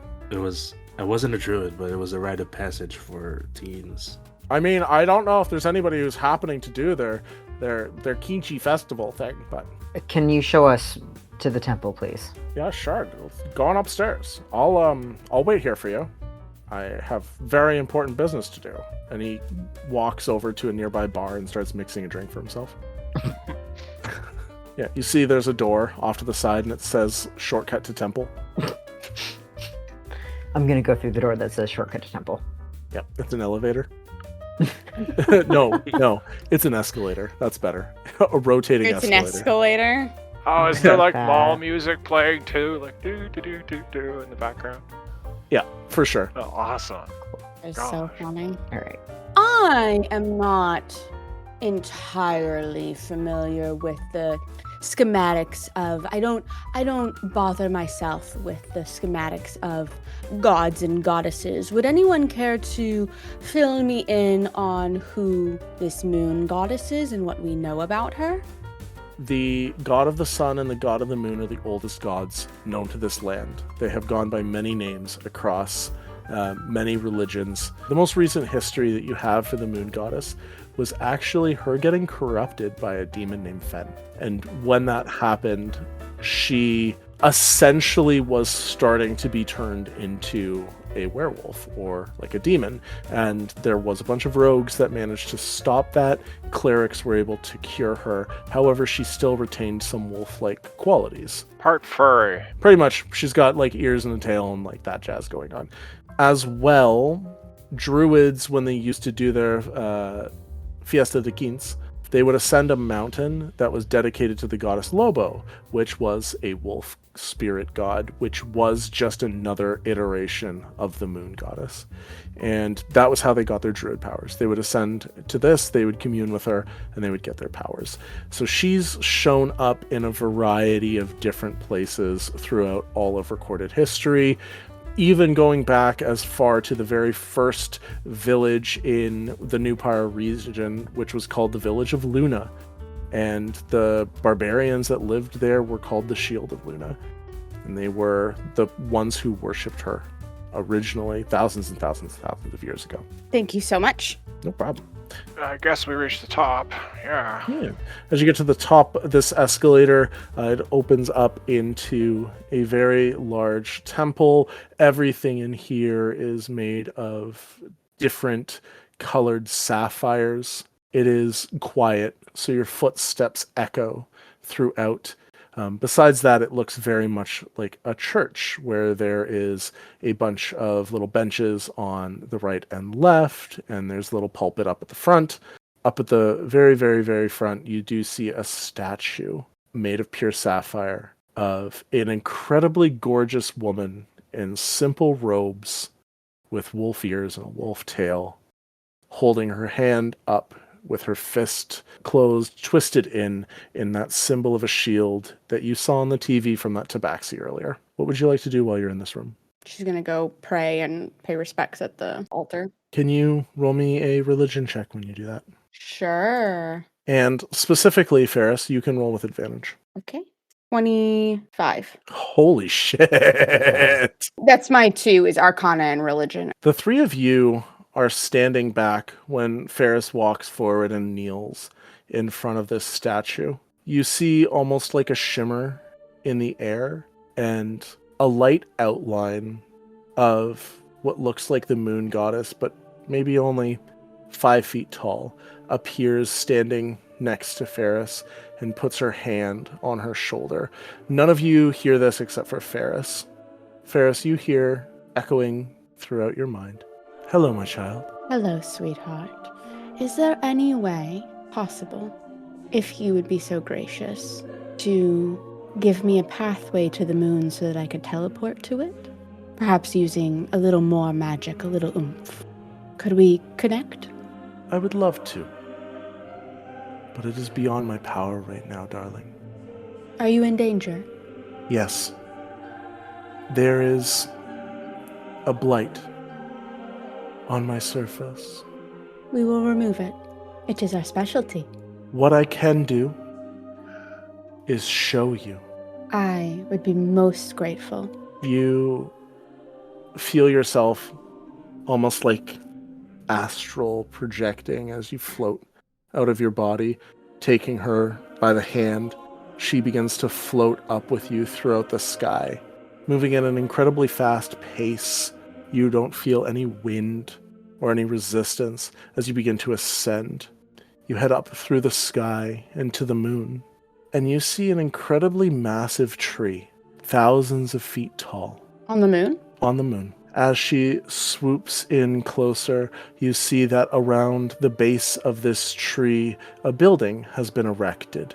It is simple and white and dome-shaped. Someone moved her here, against her will. This is the mother tree that supplies magic to all of Tabula Rasa, and has since the beginning of its inception. Oh my god. They moved the tree to the moon. I need you to bring her back. We will. Absolutely. She does not belong in the moon. She belongs in the soil. You have my spark in you. You know you're not a normal elf, right? I do. I am from you. You are my mother in a lot of ways. Yeah. I did spend some time in a mortal body, so I'm sure there's a relation somewhere there. We will bring the tree home, I promise. I know. Best of luck. Thank you. You blink and you're back in the room. Tell us everything.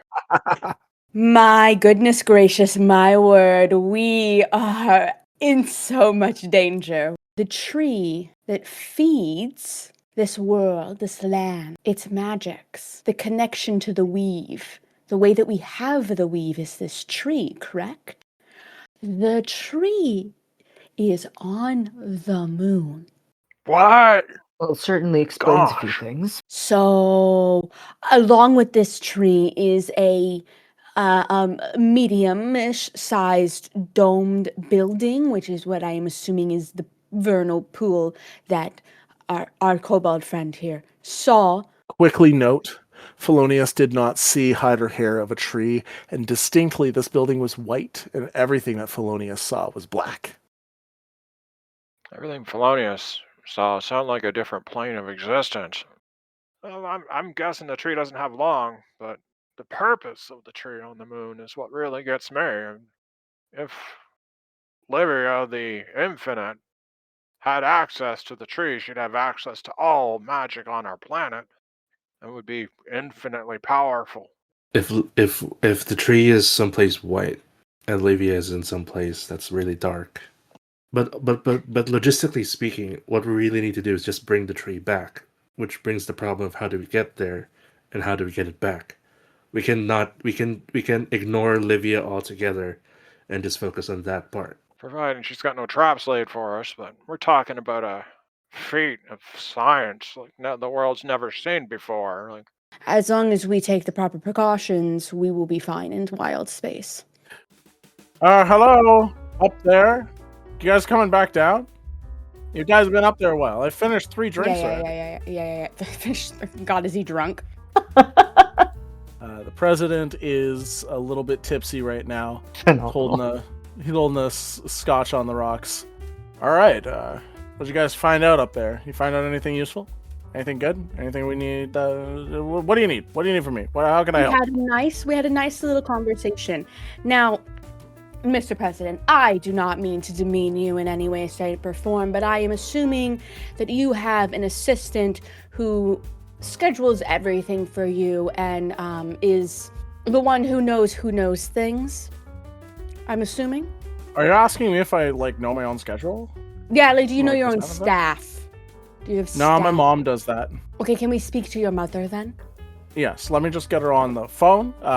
He picks up his phone on the wall and does the spin dial thing, and he goes, "Hello, mommy. Yes. No, I'm not. There's some people here that would like to talk to you. Yes. I love you too.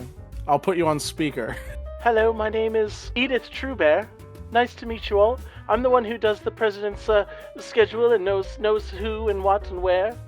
What can I do for you? Fantastic. We need to get to the moon. So we were wondering if you know anyone with any archive or access to information, classified or declassified, of the astral sense. Ah, yes, I do know one person. We were working on rocket power, and we sent all of our research to this place called The Rock, where they were doing some off-site research. It was addressed to a person named Rickolas Cage. He should have received our research earlier this morning. My head what pans to Nicolas Cage. Excuse me? I've been trying to tell you all along that I'm an astrophysicist. It's literally written in my character's profile. Rickolas! Rickolas, are you there? Theories, and we've done many. Hey, President Mommy, how are you? Oh, just mommy is fine. I'm not the president. Oh Gosh, dear. so nice to talk to you again. Oh, Cheers. I miss you and your hair. Oh, thank you. Rickolas Cage, my apologies. I did not understand your accolades. Would you like to take the reins here? Well, I can give you a brief explanation of what I think we need to do, but there's still a very large margin of what we haven't discovered yet with space, so I believe those things are going to have to make up with magic, some type of survivability or shielding spells to kind of get us there safely. Okay. But the basics of rocket science are rather simple, really. It's you ever blast a bunch of stuff out the back or something to make something go forward, then it's how you manipulate, like, the propulsion coming out of a rocket. In this case, let's say you blast a bunch of fire out the tailpipe of this rocket. It's going to come off the ground, but, it's going to go all over the damn place. But if you add some wind spells in there and make some spiraling magic, you create a turbine effect, which should get whatever we decide to propel off the ground into space if we can generate enough power. Being we're all wizards, we're going to have no problem getting access to wind, air, whatever. I don't even need to breathe myself. So, then getting the tree back. Although, you, if I've done my homework correctly, you have polymorph. Is that correct?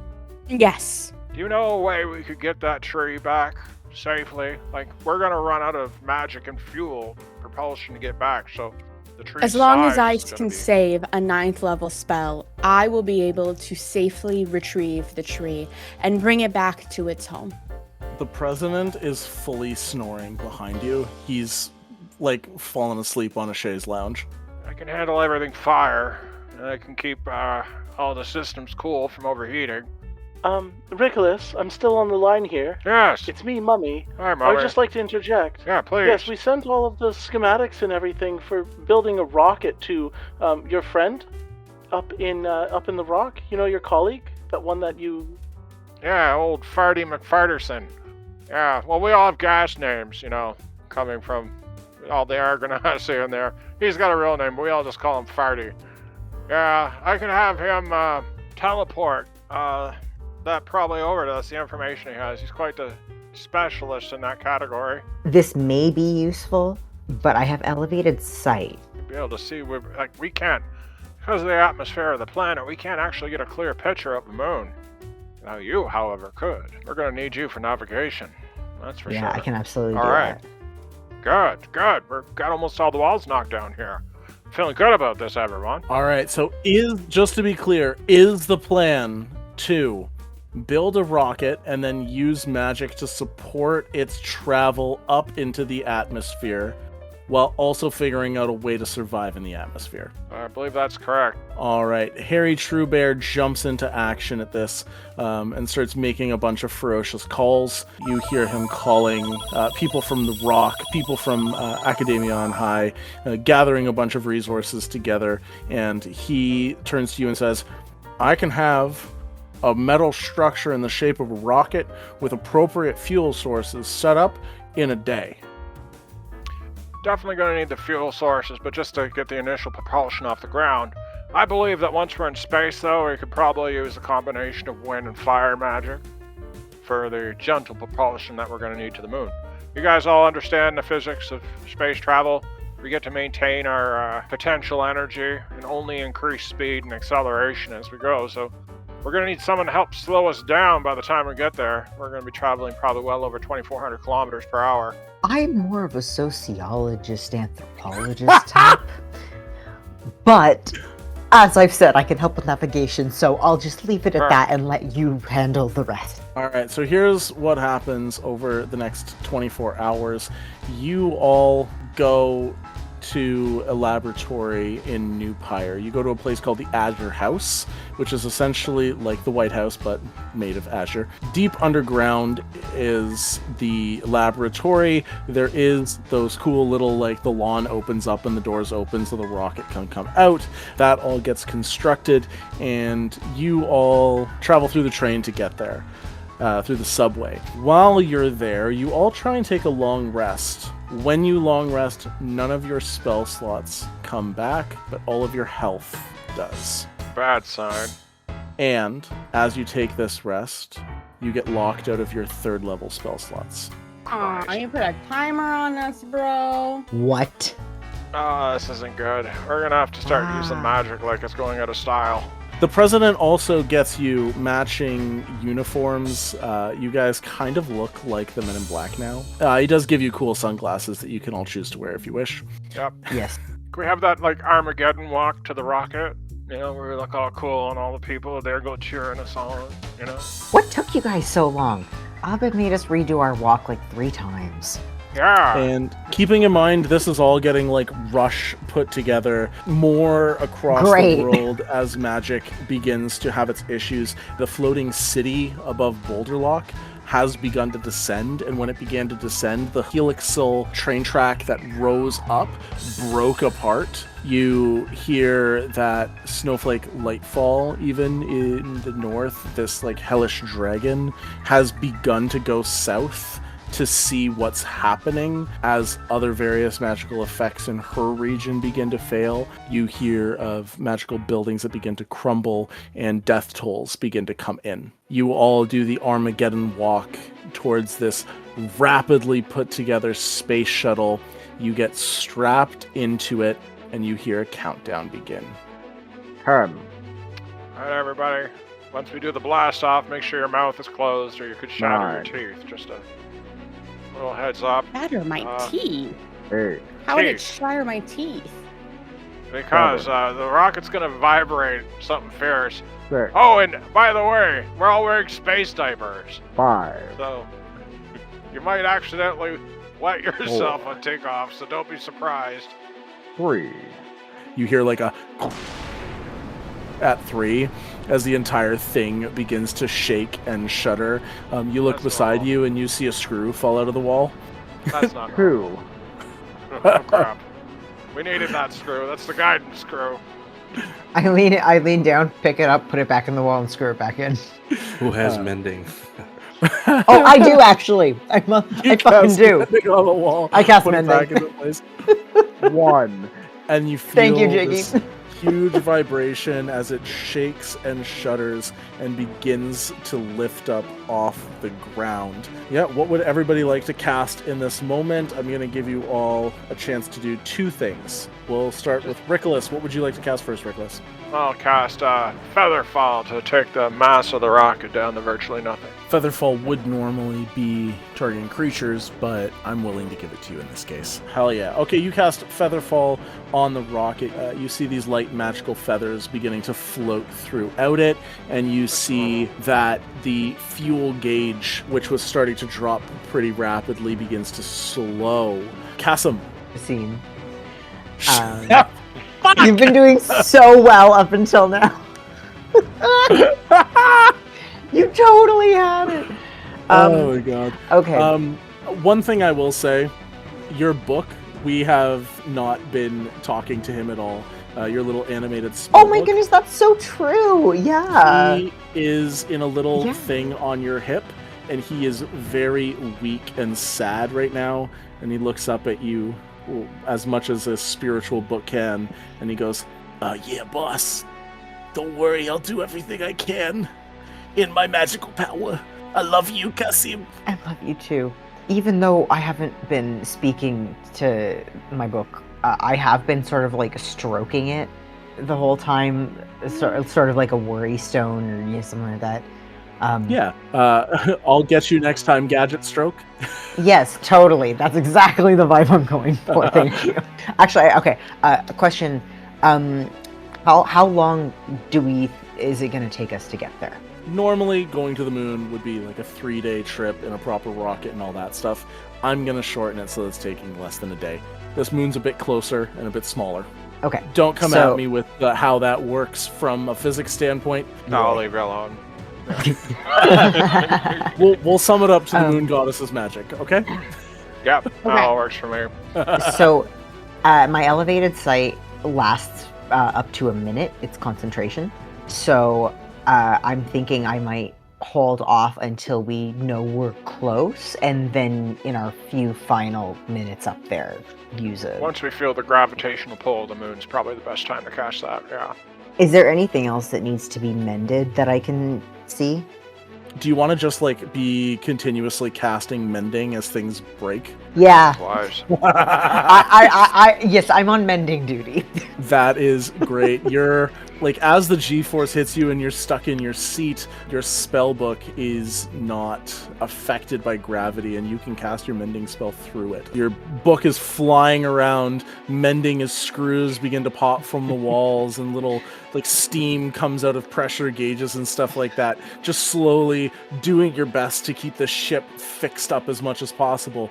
Pholonius, what would you like to do? I don't have a lot. I can try to do control flames to kind of like make sure that the kind of propulsion system is at peak optimized thrust. Hell yeah. We got you like down in the bottom of the ship, doing your best with your magic to control flames and keep it all in line. Yeah, also just a note, in the dawn of this new day, I try to seek the universe, and I have a sinking feeling in my stomach as I rolled a 1, and a 3. Oh my god. Those are fantastic rolls. As bad as they are for a divination wizard. Jesus. Anyway, Ferris. I'll blow the 8th level spell and I'll cast the transmutation spell Control Weather. And I am going to make the wind come at us and create some kind of a vortex maybe that propels us upward. Genius. And also keeps the ship together. As you cast an 8th level spell, you have to dig in very deep in order to make that spell work. The wind begins to shuffle and help keep the ship righted, but you feel the magic is not right, and it's hard to control at this level. Something to do with the Mother Tree not being here. Can you please roll me a D100 as a wild magic surge goes off? Oh shit, that's not normal. All right, 32. Oh my god. No. You said 32, right? Yeah. I hate that you had to check. Why did you have to check? Ferris, you disappear from the cockpit, and you reappear in a room of pure black. And you hear a voice behind you go, "Oh, well, hello, dear. Fuck! Now, how did you get here?" Well, something tells me you have something to do with it. Did you try and use incredibly strong magic when magic was all out of balance? Yeah. Silly, silly. You know, being a professor of magic, you think I would know different, but... Well, this will be fun. Can you roll initiative for me for a second? I just want to see if you beat her initiative. She has an 18 on initiative. 16 plus 7! 16 plus 7! Nice. 16 plus 7! I swear to God. Maybe get out of there. Fuck yes! You see she begins to raise a finger towards you and Shit. Points I it know what she's gonna do. directly at you. She is not going to power word kill. She's going to do something different because you have over 100 HP and she's smart. She knows that you're fully rested. As you see her raising her finger up to attack you, you have time for one action or one turn or one something. What would you like to do for your turn? I don't have teleport.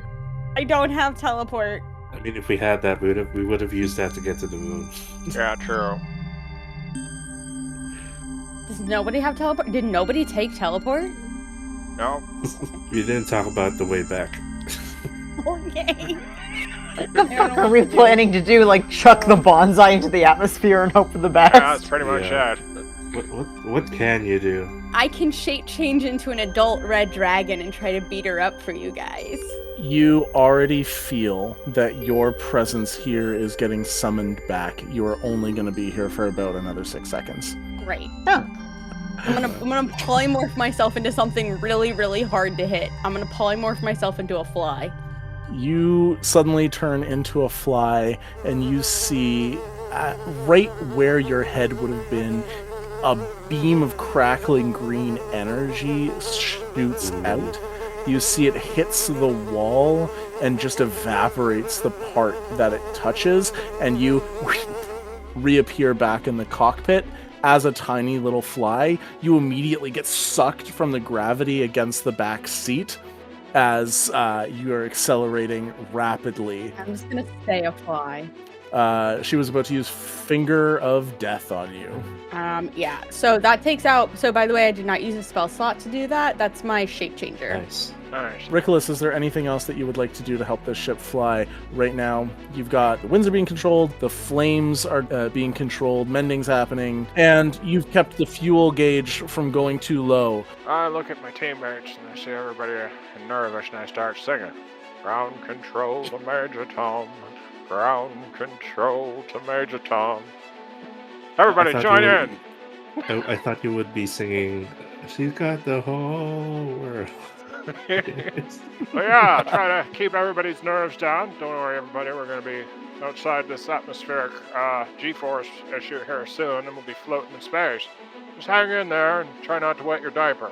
All right, you begin to keep everybody calm. Qasim, I'm just going to So- keep up the mending unless there's something else that needs doing. sounds good. Pholonius, anything else you want to do? No, that's the same. And Ferris, you are a fly. Fly. I'm a terrified fly. I'm really glad I have that space diaper on right now. A little fly diaper now. What I'll say is, this turn you take damage as a fly when you hit the chair, and you turn back into yourself. But that would be your turn there. You guys go zooming off into space. You feel the ship shaking and shuddering. You hear the roar of the engine below you. You feel the force on your bodies as you guys go careening up, up, up. And then all of a sudden, you feel light. The shaking stops. You hear a detaching sound as the rockets fall away from the back of the space shuttle as you begin to float on. Your control wind's still active, magically summoning wind even in the void of space, pushing you forwards. Pholonius, you can probably stop controlling flames now, I believe, now that the booster rockets have detached. Ladies and gentlemen, this is your captain speaking. We have now breached the atmosphere of the planet and we're heading towards the moon. You'll be all served almonds and a small light refreshment. Feel free to take off your seatbelts and float around. Or not. Try not to puke on the instruments. Thank you. You spend the better part of the day eating almonds and telling each other fun stories and whatever it would be that you guys discuss as this new grouping of intelligent people brought together. The moon grows ever larger out the front, extremely, extremely thick glassed window, which I know probably wouldn't survive normal, but magic. I'm intentionally not tearing you apart right now, don't worry. I can get away with anything. Are you ready for this? No, I'm not, no. You can roll. You can even roll the window down if you want, and stick your Well, I hand can. outside. Magic, guys. That's so stupid. You see the moon ahead of you. Couple small tinkering adjustments with control flames to get yourself pointed towards where a giant tree is sticking up out of the moon very awkwardly. Now's a good time for our friend to do our navigation spell. So essentially, this gives me a bird's eye view about 150 feet above our ship. I can basically see 360 degrees from my sensor's location. Hell yeah, you're assassin creating this shit. Fuck yeah. Nice. Let me know when we're close. I'll use my levitate spell I can use freely as an air ganassi. On it. And I'll start to reduce our speed coming in so we don't become a moon pimple. Giving some concessions for levitate requiring 500 pounds and the fact that you are in space, working together with your bird's eye view and Rickolas Cage's levitate spell that he can use as an air ganassi, you are able to slowly nestle this ship down. Now, where do you want to nestle it down? How far away from this white dome with the tree? Go about 1 kilometer away from where we need to go and land there. Do a little moonwalk on the way there. The spherical size of the moon means they wouldn't be able to pick us up on the horizon, so to speak. Everybody aligned with that? Okay. You hear the as a staircase descends outside of the ship, leading from what is currently a closed door down to the rocky ground below. Let Aelx go up first. I want the first person to set foot on the moon to be a woman. Absolutely. By the way, before I step foot on the moon, I do have to say something very quickly. I met Olivia, and she tried to finger of death me. However, Oh. I'm gonna clip that later. That sounds like Livia. Olivia, got it. Yes, please. Click. So essentially, I tried to help by controlling the wind around the rocket. Just to let everybody know, high-level spells seem to not be working. Maybe a little bit. I would be cautious and prepared for anything if you decide to cast something high level. Oh, as if we needed one more thing. If we get close enough to the tree, we might be able to fix that. That's where our magic basically comes from. Dearly hope so. Me too. Because if I am supposed to true polymorph this tree, I cannot turn into a dragon. And if I can't turn into a dragon, I'm not going to be of much help. I can cast a dragon if we need. Probably be okay. Okay, sounds good. I take a big deep breath and I lift up my skirt and I take my little Space skirt. What are my little clogs? Is that what I'm wearing? I'm wearing like little. You're like, wearing clogs. a pressurized spacesuit, actually. I'm wearing a pressurized spacesuit. Okay, I take my You're wearing a pressurized spacesuit in the shape of a skirt and clogs. I take my pressurized spacesuit and I take the first step, and I make sure to really grind my foot into the moon a little bit, just to make sure there's like a footprint. One small step. You open the door and step outside, and immediately realize that you're not wearing any sort of helmet or anything. There is a moment of panic, and then you breathe in. There's air on the moon. That ain't normal. Okay. Like the Well, gods. we don't know that. It might be normal. You are a little perturbed by that for a moment, quickly realize a giant tree, the mother of all trees, is currently on the moon. You are magnificent. Ah.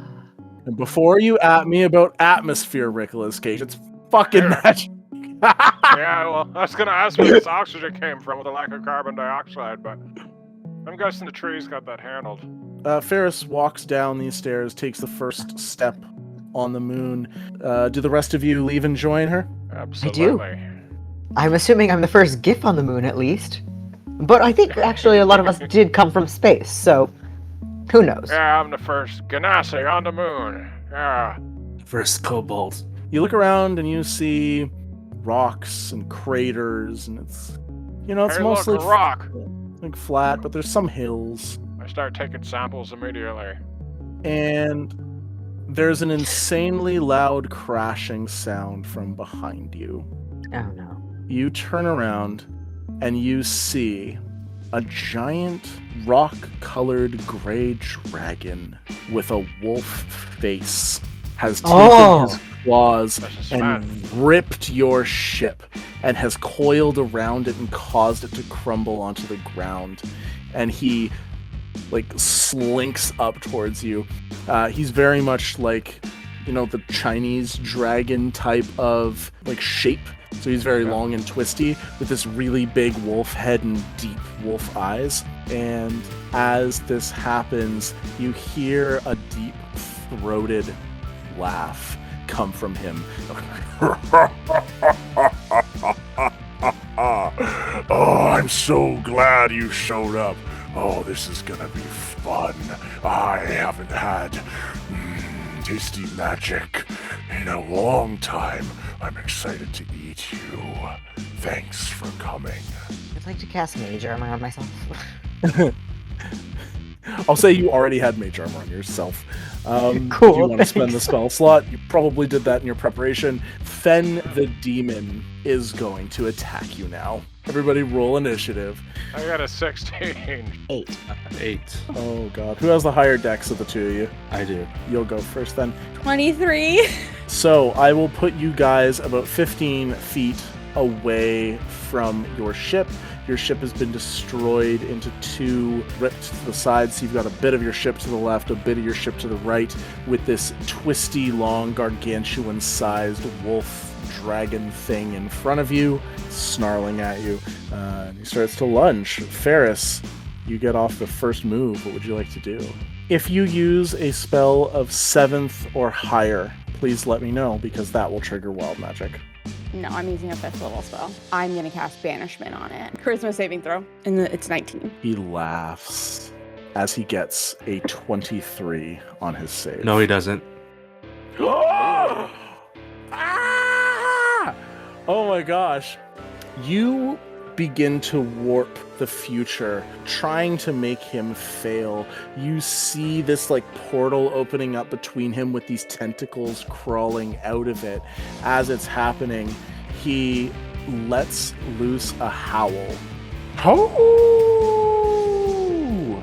The portal just crumbles and like little flakes of dust start to filter out, and you see across his face like these like bloody scars appear just as he starts to bleed from the sheer effort of going against fate itself. Legendary resistance. All right, that's my turn. Do you want to use any movement? Yeah, I'm going to get the fuck away from him. Yeah, you go running in the opposite direction. Yeah. Lifting up your skirt, clogs, tiptoeing on the moon rock. Fen is going to go. He is going to shuffle in as close as he can to the group. So he's directly in front of you. These, like, as he climbs and claws on the rocks, just moon dust floating up around his claws. As he gets really close to you and you can feel his breath, you hear whispers in your mind. Give up, give up, give up, give up. You won't win. Just accept it. You're gonna lose. You're gonna die here. Alone. Go in space. No one can hear you scream. Oh, we can, because there's oxygen on the moon. As of right now, so we can. Physics. The second physics. you make a smart-ass comment, an intense migraine pain hits your my head. God. Blood explodes out of your eyes, your nose, my and eyes. your ears as you all take 6d10 psychic damage. Ouch. Can I get a wisdom saving throw from everybody? That's a 25. All right, I'm good. I'm using my inspiration. 11 plus 7, so 18. That is a fail. That's fine. 25. That passes. I got a 12. That is a fail. Yeah. This is psychic damage. Ferris and Rickolas, you both take 40 psychic damage. 40. Sorry. Holy shit. God, let me look at my Qasim reactions. and Pholonius, you take 20. Okay. We go to Rickolas' turn, actually. Rickolas, what would you like to do? This guy is right in front of you. Yep. Well, not for long. I'm going to cast a 5th level mislead spell. So, just for everybody else, I become invisible. At the same time, there's an illusionary double that takes my place and appears where I'm standing. Double lasts for the duration. Invisibility ends when I cast an attack or a spell. So, boop, now there's fake Rickolas there, and I step away invisibly. And, Amazing. get close to Ferris. And I'm taunting the dragon. Hi, dragon. Your breath smells like fire. What? No way. Yeah, that's it should right. smell like meat. It smells like the ass end of meat. Should smell like turtles. They're my favorite. Like the ones with the pecans or actual turtles. Oh, actual turtle people. They're delicious. Oh God, that's evil. I make it a point to eat one a year, at least. Yeah, I usually have a box of those around Christmas time. No, Alright. not the well, chocolate ones. Real people. Yeah, well, Stupid. mine only have pecans and chocolate and caramel, so you know how it is, dragon. Yeah. I'm not a dragon, I'm a wolf. Call me a dragon. I'm a wolf demon. Dragon, No! demon, whatever. You're No. gonna die soon. No! Yeah, that's No! right. I'm gonna Take kill that. you first. Maybe. Yeah, well, do your best. Pholonius, what would you like to do? I'm gonna cast Force Cage on it at 7th level. 7th level would mean that we're gonna have a wild magic surge as well. Just FYI. Sure. Charisma 18. Going 20 feet to his side, he's gargantuan, so he's actually bigger than this. So you're trying to catch him at a moment where you can squish him up in it, which I'm okay with. If the creature tries to use teleportation or interplanar travel to leave the cage, it must first make a charisma saving throw. On a success, it can use the magic to exit the cage. On a failure, the creature can't exit the cage and waste the use of the spell or effect. Okay. I described him as long and like really long. So he's probably like 80 feet long, but he's only like 7-8 feet wide. So like you summon this force cage on his head and it like spaghettis down and slams into the earth with him stuck inside of it. And you see his face is like smushed up like a dog with a muzzle on, as you see the indents of all these little bars on his face, and he just deeply growls out at you, just very pissed off. Legendary action at the end of your turn. He is going to use teleport. So it's a charisma 18, you said? Yeah. I only rolled a 16, which is a failure. As he struggles against this cage, you see him pushing against it and writhing and trying to force himself out of it. You see the cage as his face moves along it. You see more blood starts to rip off and drop down, coagulating with the dust on the moon. And then he teleports as he forces himself to succeed. He is going to reappear directly on the other side of Ferris and invisible Rickolas. You're trying to get away from me? Not likely. You have true sight, don't you? So I need to roll D100, don't I? And, oh, thank you for reminding me. Please roll a D100. Maybe it's something useful. Could be. 55. So, what it's supposed to be is your hair falls out, but you're a kobold. So what happens is all of your scales fall off. Ew. And you kind of just look like a naked Disgusting. chicken all of a sudden. I'm molting. Ew, that guy's gross. Qasim, it is your turn. What would you like to do? Would it be at all helpful for me to send him to a demi-plane for a few minutes using maze? I will Thank say goodness, that honestly. whenever it comes back around to me, I do plan on using my next level spell. 'Cause I really don't think I'm going to do any damage to this guy. So I was going to use my next level spell to try to banish him again. That sounds like a good idea to me. Okay. All right, you want to try and throw him into a maze? Yeah, so I'm going to cast maze at level 8.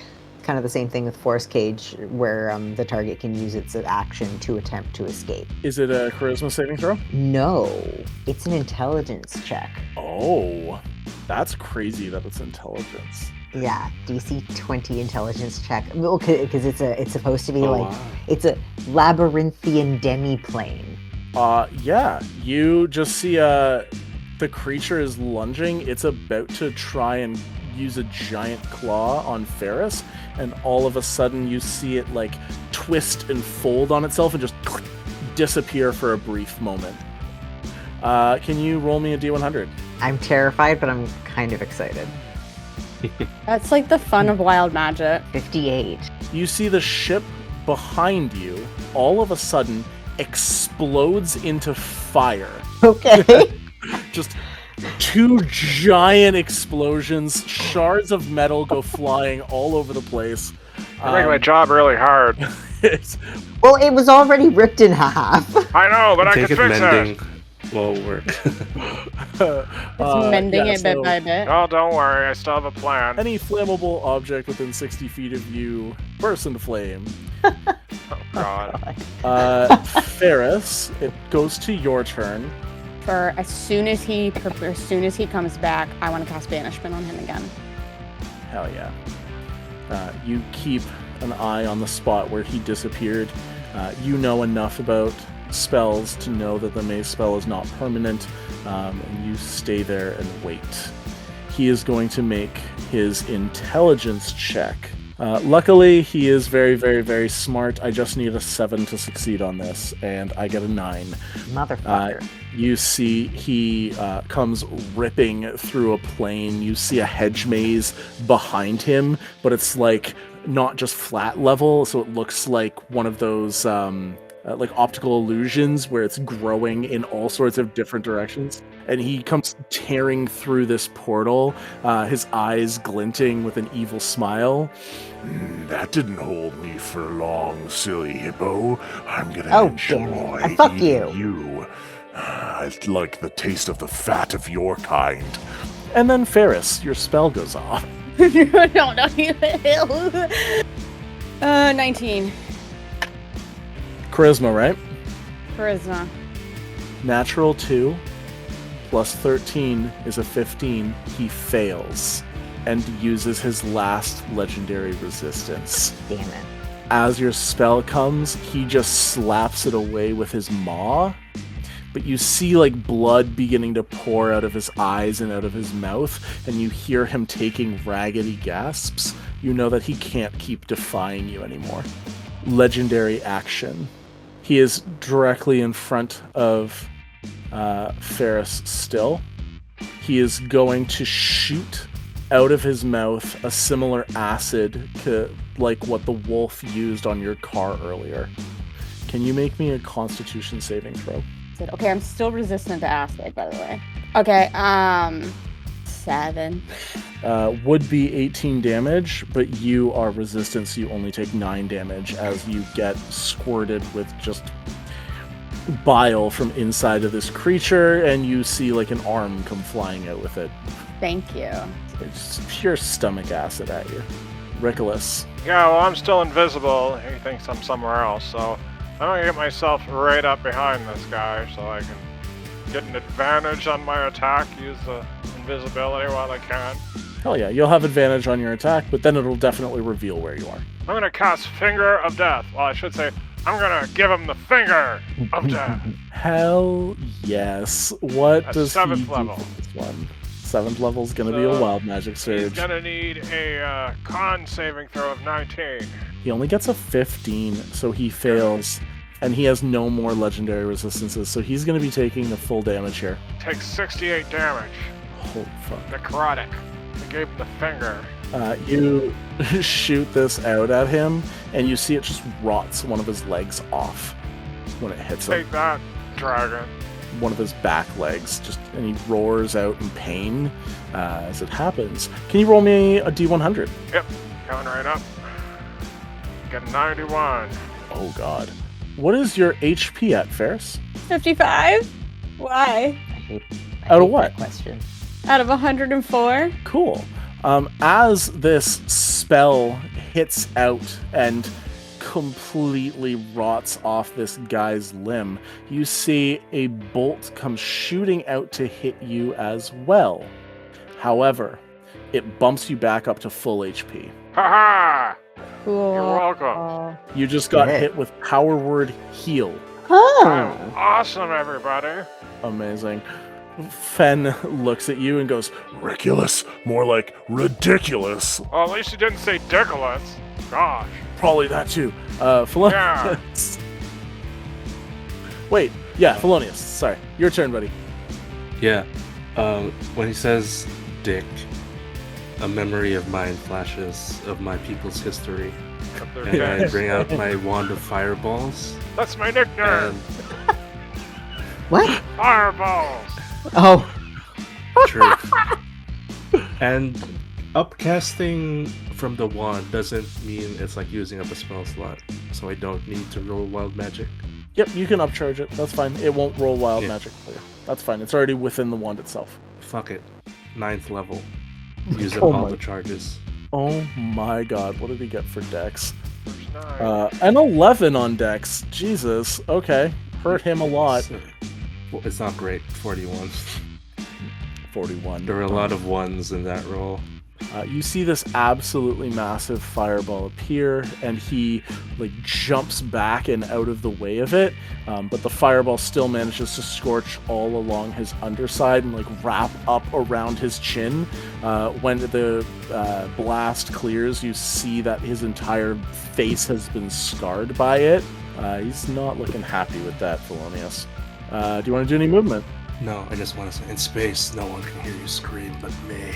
Once again, Why? there's air in the atmosphere right now, so... I already said that.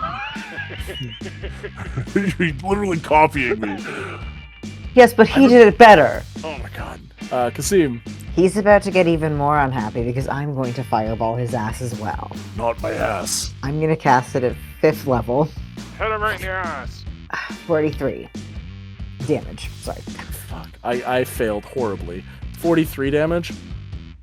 That's better than my 9th level cast damage. He gets rocked from the back by a smaller but incredibly powerful fireball.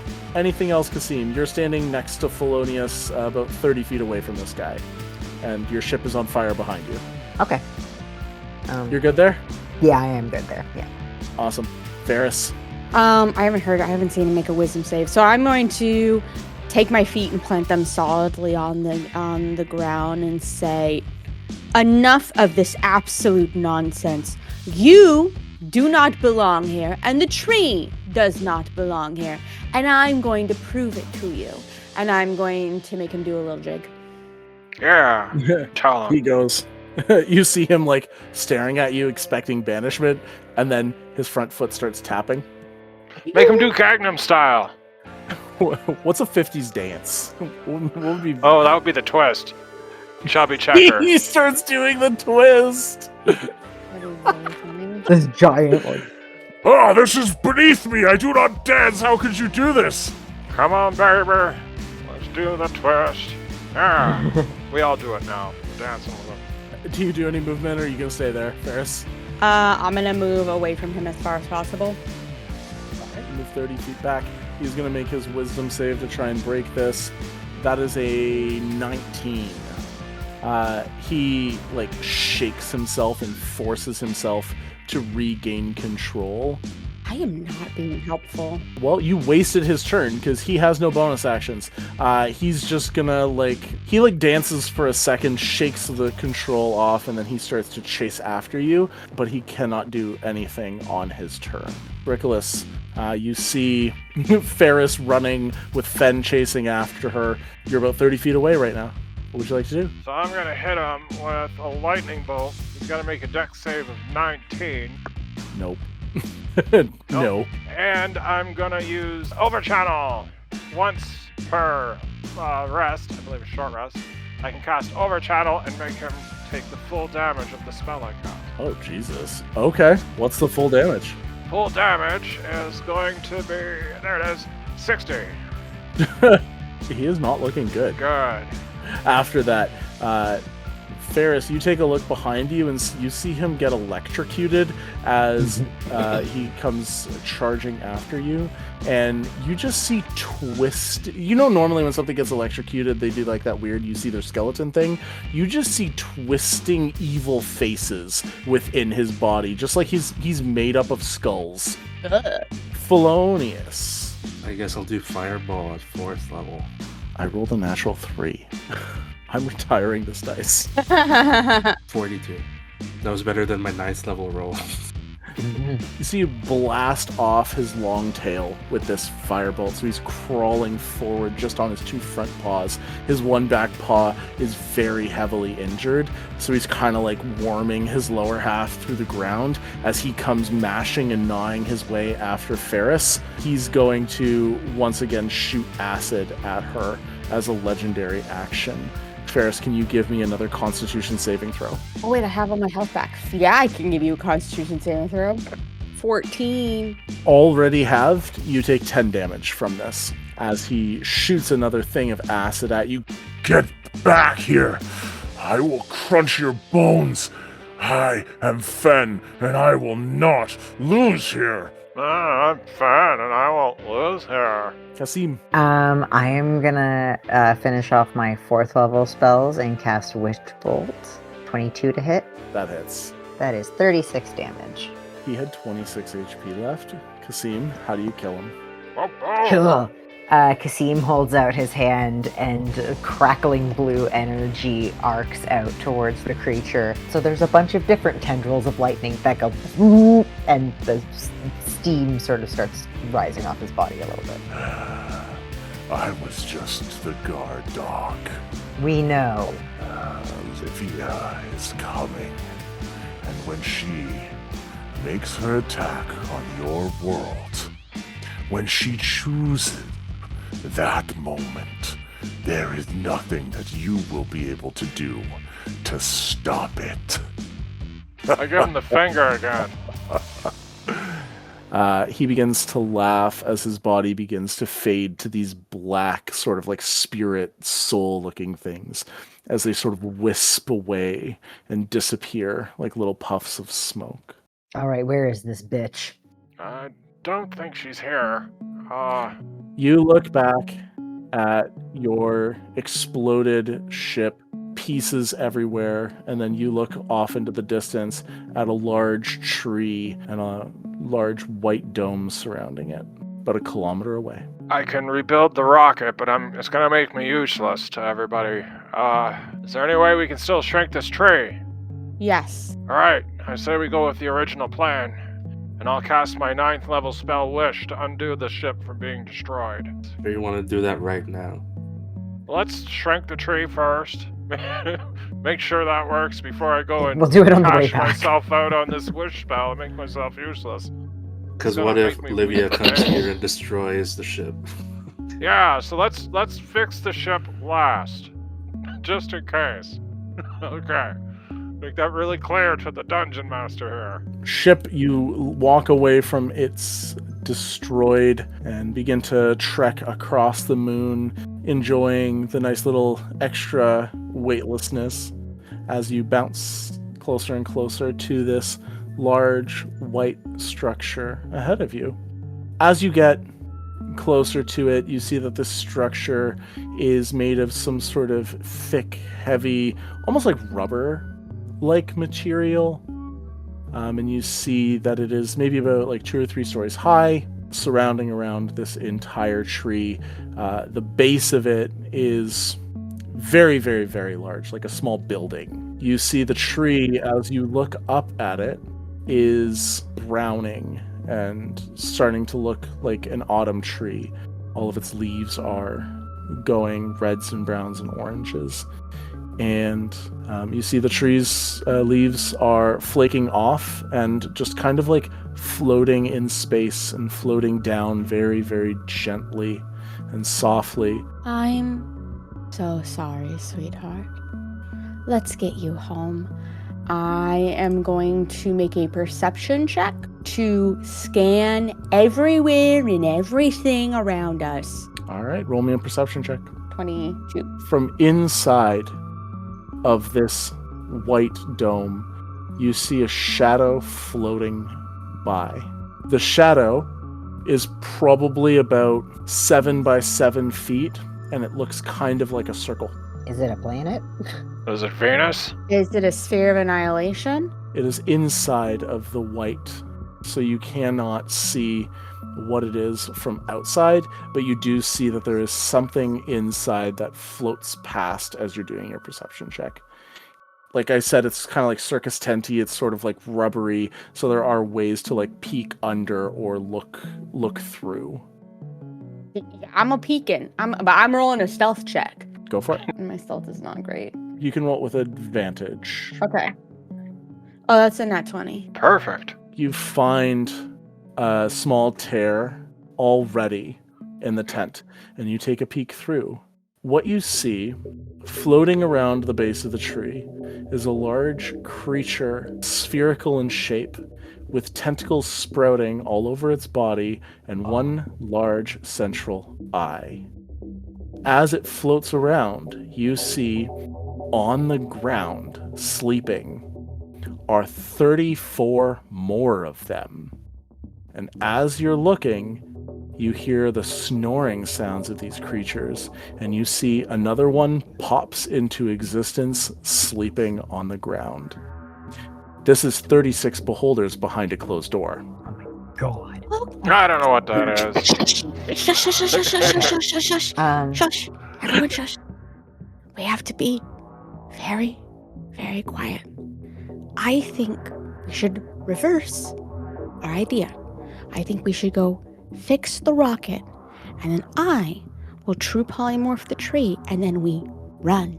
This is a little tricky because you have to be the one to polymorph the tree. Right. But I have time stop. Rickolas and Pholonius, if you two go back to the spaceship now, Ferris and I can stay here as soon as, and grab you. Oh, right, I'm, way bigger than you. I forgot about that. Genius. So I can grab both of you and book it the fuck out of there. Yeah, depending on how well I roll. But we'll have a few... Please. We'll have a few seconds to... How close do you need to get for true polymorph? 30 feet. 30 Oh, feet. perfect. Thank goodness, okay. First things first. Pholonius and Rickolas Cage, you guys are going to go back to the ship and fix the ship, correct? I don't know how powerful these tentacle beasts are. I have a few spells that could cast a lot of damage on a lot of enemies. I could summon an elemental to kind of escort you if you need. I could. I think it might be nice to have an elemental with us that if the beholders come after us, they can distract the beholders. In that case, how about I cast 2 of them? 3 of them. I'll summon 3 elementals. How's that sound good, guys? It's a concentration, so you can only do 1. Damn, why do you have to be so butt plug about it? In that case, you're getting the 8th level elemental. And I'm gonna make it an ice I love you, elemental. Kristi. That's alright. Gosh. So yeah, I'm gonna make it ice so it can slow those guys down if we get into that. I don't think damage is gonna be our main goal here. So casting an 8th level ice elemental. Where is it? Do you stand a There it bit is. away from the group when you do this? 90 feet. I can cast it up 90 feet away, so yeah. All Oh, right. right. You got that wild magic shit. Cheers. What do you guys Yeah. think? Should we roll the dice on this one? That's a I'm more fun summoning it. option. Hey, let's There go. it is. Yeah. You Let's move go. far away Yeah. from the group just to be safe, and then you summon your ice elemental. Roll me a d100. You got a 24. As you cast this spell, all of a sudden, your eyes turn into wolf eyes. Cool. Hey, everybody, look. I'm fireballs with wolf eyes now. Fireball wolf eyes! I could see like a wolf, which is what I can remember in my biology sessions. Pretty much the same, but now I'm colorblind. Yeah. Right. And an ice elemental appears, and we'll just say it looks exactly like Rickolas Cage. Is that cool with you? Yeah, I was gonna call him Vanilla Ice, but sure. Nope, vanilla ice. I like it better. Cool. Vanilla ice appears. Ice, baby. He sings that while he walks, He's cool. Yeah, he does weird hip movements when he walks. He does. Vanilla Ice, you make sure that those tentacle things don't catch anyone, okay? Oh yeah, cool, baby. I don't know if I Thanks, can Vanilla talk, Ice. but it's more fun if I Word- do. Word to your mother. Don't talk about my mother. Get out of here before No, I no, slap that's what Vanilla Ice used to say, god damn it. you. What? Fine, God, I'm old. Alright. I get up to the rocket. I'm like, catch me if I fall, everybody. I tend to faint whenever I have to give blood or cast wish spells, so. And here we go, another D100 is gonna come out of this. I cast wish. I wish on the star bright star. Like, on the first star you see tonight, whatever, and stuff. Put the shit back together. It doesn't rhyme, but that's fine. Boom. You see all of the metal pieces on the ground begin to vibrate and shake, and they kind of start to rewind. You see fire explode out and go and go inside of it, and then you see it stands up, and you see claw marks that revert back as it goes and takes its shape, standing tall, continues to revert, standing in place, and you see the fuel pads that you originally had on Earth reattach themselves as this essentially turns itself back into the rocket that you had before you launched. Yay! Nice. Look at that, everyone. We even got a full fuel tank. And then roll me a D100. Oh, heck. Oh, it's my lucky number. Oh, I probably shouldn't have said that. 33. Not the one that blows it up. Yeah, let's hope not. We'll be walking home. You just feel incredibly powerful. For about the next minute, you just feel like whatever next spell you cast would do max damage. Oh, really? Oh, so I feel like Rickolas Cage. You see like wind starting to like circle around your hands. You like float a tiny bit. Your wolf eyes glow. You just kind Look, of feel everyone, like I'm the Avatar. There's like rocks swirling around me and stuff. Sorry, Pholonius, is there anything that you would like to do over here with Rickolas Cage? Or do you guys want to just go in the ship and get it ready for launch? The latter. Yeah, you jump into the ship and you start prepping it for takeoff. In terms of this, because you used it to not cast an 8th level spell, each time you cast a spell until you finish a long rest, you take damage. Your strength drops to 3, and there's a 33% chance that you are never able to cast Wish ever again. 33 is my lucky number. I rolled an 8 on a d10, so you still have Wish in the future, if you get your spell slots back. We go over to Ferris and Qasim, and Vanilla Ice. The tent surrounds the entire bottom of the tree. There is no walking to an area of the tree. Yes, it is a perfect circle around it. It is like a large building. What I'll say is it takes you about 60 feet to get to the center. Vanilla Ice, go with her. Well, I would rather stealth. Ooh, that's smart. You can try and definitely stealth around all of the beholders' sleeping bodies. Yeah, I will just like scream now whenever it's time to time stop. You can run in, grab me with the bonsai tree, and go. Okay. Aye. Do you want Vanilla Ice to go to the other side to give a distraction so you have advantage on your roll? I would love that. Is he gonna do the Vanilla Ice dance? Yes. Oh, Vanilla perfect. Ice rips the tent back, steps through. You see the beholder on the other side. He does it quietly, though. The beholder on the other side turns, his eyes flash towards him. Vanilla Ice begins to dance and then suddenly disappears as the anti-magic cone from the beholder hits him. But it is enough as this beholder goes rushing forward to see what the fuck moved the tent that you sneak in and roll stealth with advantage. Okay. I forgot what a beholder's passive perception is, but my stealth is an 18. It sees you. But it is 120 feet away from you. I sprint. I'm sprinting, dash action to the tree, going to the tree. Its head whips around, and you hear its voice yell out, "Intruder!" as you go running forward. Let's roll a quick little initiative, just for Qasim, Ferris, and the Beholder. Aelx, your dad has granted you inspiration if you would like to re-roll your stealth check. Thanks, Alex's dad. I'll re-roll my Or save stealth it. check. Or save it. I'll re-roll my stealth check. Thank you. 21. It doesn't beat it. It's a 22. Oh, for God's sakes! It is a being made of eyes. It was watching its own back when it charged forward. It yells out "Intruder," and you start to see some of these creatures beginning to stir awake around you as you're booking it forward, dodging them. You get right up to the tree, but let's roll initiative to see if you get to go first or if he notices you and charges forward first. 17. I got an 18. For our purposes, would it make more sense if Aelx went first? I will, Qasim, I will let you hold your turn to go right after Ferris. Ferris, you kick us off. I'm gonna run to the thing and I'm gonna true polymorph the tree. The transmutation circle is gonna appear underneath me, bend really fast, and then encapsulate the tree. And the tree is going to turn into a tiny little bonsai in my hand. All right, so you're about 30 feet in when your stealth check fails, and because you are super close, 21 to 22, you go running the additional 30 feet, cast True Polymorph, and a bonsai tree appears in your hand. You see that the tree has a little face on it who looks up at you and goes, "Oh, hello.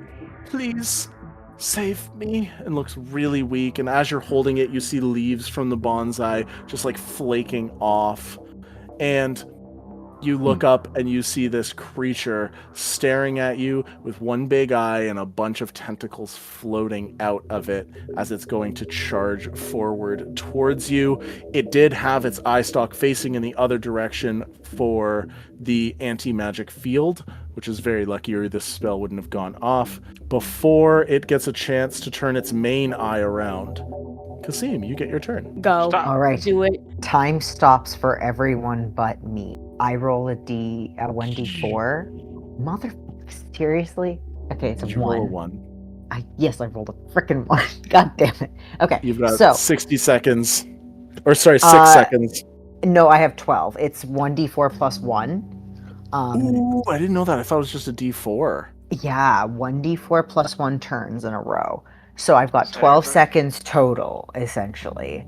So I am gonna fucking dash. And I run in, I grab Ferris along with the tree, and I start booking it. Yeah, so if you just use 2 dash actions and then pick them up, that gets you to the middle and back. Perfect, okay. And you're right at the edge of this giant white tent. So, Ferris, from your perspective, you see the beholder turning around its head. You feel the stirring of all of these other beholders that are surrounding you as they begin to wake up. You see like a stalk eye look up and blink at you, kind of like confused. And then all of a sudden, you're back at the edge of the tent and you're like being carried by around the waist, holding this tree by Qasim. Yeah, I've kind of got her under like one arm and the bonsai tree under the other, and I'm just... You're still within the tent. You're just about to exit it. They're gonna get it's 3 magical eye rays shooting at you guys within 120 feet. They turn and look around at you. The anti-magic cone hits you. How does this affect your transmutation spell? What I will say, I'm gonna be nice. I'm not 100% sure how it would interact. I'm gonna say your back is to it and you're holding it so it can't see it. It's gonna shoot off its 3 eye rays, and I'm gonna roll if it's attacking Qasim or Ferris. And it's also going to fly 20 feet closer to you. First one, 1, 2, 3 is going for Ferris, 4, 5, 6 is going for Qasim. That is a 5, Qasim. 5, Qasim. 1, Ferris. Qasim, you are targeted first by a paralyzing ray. Can I get a Constitution saving throw from you? That was a 4 total. The other one that you are targeted with is then a sleep ray immediately after. So first, for the paralyzing ray, you are paralyzed, which means your speed is 0, and you have the incapacitated condition. Incapacitated, you cannot take any action, reaction, or bonus action. Essentially, you just freeze in place. And then you're hit with a sleep ray. How does this affect your saving throws? You automatically fail strength or dex, but it doesn't matter for the other ones. Can you make me a wisdom saving throw? 12 total. What the fuck? Ferris. Qasim freezes in place and then falls asleep beside you as you are hit with a disintegration ray. No. Can you make me a dexterity saving throw? 11. 11. That is a fail. 45 force damage as this eye hits you square in the back. Pain unlike anything you have ever felt in your life before racks throughout your body, and it takes everything in your willpower not to drop this bonsai tree. You fall to the ground on your knees as Qasim falls asleep next to you. Qasim, you are asleep. You are unconscious for 1 minute, and paralyzed for 1 minute. Well, at least it's consecutive. Let's look on the bright Ferris, side. it is your turn. I'm going to cast Polymorph on myself because I have 1 4th level spell slot left. I'm going to cast Polymorph on myself, and I'm going to polymorph myself into a hippogriff, and then I'm going to grab the bonsai tree and grab Ferris and fly. Can I just interject quickly? We never did a wild magic roll when you used your true polymorph, did we? No, we did not. That's true. Say, because of the time stop, it goes off at the start of your turn here. Sure. before Oh, you that do actually makes sense. It does. Hopefully we get something that helps you. 42, the meaning of life. And the That's universe. right. No. Hitchhiker's Guide to the The Universe. DM just put his face in his hands. What's happening? Are we about to die? Use inspiration to reroll. Yeah, should I? Absolutely. Your choice. I will let you choose between your two numbers. Okay, 50. You begin to feel like your choice is between lasers or balls. Lasers. Feel yourself as if you were about to turn into a metal ball, but instead you shake it off and manage to control the wild magic for a split second and shift it. The weave moves for you. Your eyes begin to glow, and blinding light shoots out of them. You cannot see for the next minute. Can I still turn into a hippogriff and just fly? You turn into a hippogriff and pick up Qasim in your talons, scrambling to find them on the dusty ground and just the pick a bonsai. direction. Yeah. And the bonsai Uh. in one of your other talons, and you just fucking blindly book it. Yeah. You're very, very, very lucky. The other option was you turn into a metal ball until your next turn. So you would have just, like, doof on the ground. Oh my god, they wouldn't even know what to do. You go flying away for a minute. Behind you, you hear the sounds of myriads of beholders waking up, and then they all start fighting each other, but they're having trouble fighting each other because their anti-magic cones are canceling out their own magic eyes, like eye things that they're using, and like some of them like turn petrified, and you hear some disintegration, and eventually that tarp just gets like destroyed, and they all kill each other over the course of the next like couple minutes. Eventually your eyesight returns to normal, and you head back over to the ship. I come back, and I put them down, and then I turn back into an astral elf. Wake up. I should be good. It's 1 minute, right? Yeah, you slept Okay. a little extra. You're okay. You come to. Honestly, after the fucking day we've just had, that's fair. Yeah, well, we're not back to Earth yet. Press the button. Press the button. You guys hop back into your ship, and you've done this once before, and you are the smartest people in the world. You easily fly back down to Earth, landing the ship delicately back behind the Azure House.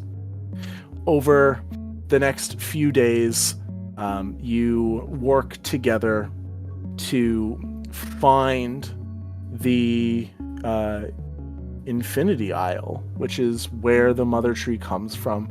And with her help, you get to bring her back home. The downside to this was to transport her, she did have to stay as a bonsai tree. So when you bring her home, she's a tiny little tree, and you find this absolutely massive barren spot. There's a hole in the earth that has a pool table in it, and some other stuff. Ping pong table. Oh, the ping pong table? Yeah. Oh, sorry. She upgraded. She got a pool table. You can make yeah. a pool table, a ping pong table with the right attachments, but You see all of these little creatures come running out. You see little creatures that look like foxes and look like humanoid though, or birds, pigeons. All of these like little humble folk come running out, super excited to see the Mother Tree returned back to the soil. You plant her back in the ground. And she smiles up at you, says, "Thank you for returning me. Of course. I feel new. I'm excited to reconnect with my roots, but it might take some time for me to return magic to the world properly. That's okay. I trust that you will be able to help them." We'll do our best. Once my wish returns, I'll try to help you grow a little bit, but right now I need a wheelchair to get around. It really took a lot out of me. Over the next, as we pan away from you guys, over the next 70 years, magic does not return fully. Your own magic power is greatly diminished, but your knowledge isn't. You work together with the president, hopefully. I mean, you go and do whatever you want, but he offers you all a position to help him as his greatest aid and somebody that can help him in times of crisis. But 50 years from now, we'll have, or 70 years from now, rather, we'll have a couple bards where instead of having magic from the land, they have magic innate to themselves that they created. But that's a story for another time as we end this session. Oh, That was a lot of fun. That was fun. Goodness. Yeah. Space travel. Yeah. I was totally I'm expecting Olivia to show up and we're all gonna die. I knew Me she too. wasn't because of the time. Hello, everybody. It is me, Oobot. Thank you for watching our fantastic episode. We look forward to many more adventures and stories in the future. We do stream them live on Twitch at Dragon_Teacup, so there are chances for you to interact with our stories. You can catch our Valbro campaign the first Wednesday of every month, our Oops Only campaign the third Wednesday of every month, and occasional under sessions when scheduling allows. We also appreciate it if you share with family and friends, leaving comments, etc. All of our links are on our link tree, which is www.linktr.ee/thedumpstat. If you like the style of TTRPG we do and want to get more involved, make sure to ask for the Discord and the stream chat. We are more than welcoming to newcomers and have a little community going on there. And don't forget to stay dumpy. Ooh woo. Okay, let's roll. All right. Alex. Let's roll. So, who's- Aelx, what's going to happen is we're going to all chant, and you're going to roll a d20. If you roll a 1 or a 2, you're going to re-roll it. And if you get a high number, we're going to be mad at you. Roll that dice! Roll that that dice! dice! Roll that Roll dice! that dice! Roll that dice! Faster! Roll More that dice. dice! Roll that dice! Da-da-da-da-da-da. 6. 6! Yay! All right. Manageable! That's so manageable. That's such Manageable, a especially for Brandon. manageable number. Holy shit. Level 6 bards, alright. Level 6 bards. Cool. It's fun. Alright, 6 is guys. where you get a lot of Yeah. fun stuff, but it's not too crazy. Yeah. That's true. We can focus on the Good. flavor. All right, everybody. We will see you next month on Oops Only for Oops Only Bards at level 6. And our guest is somebody very special. It is the Inspo Daddy himself. Yay. Glass City Knuckles will be joining Finally. us.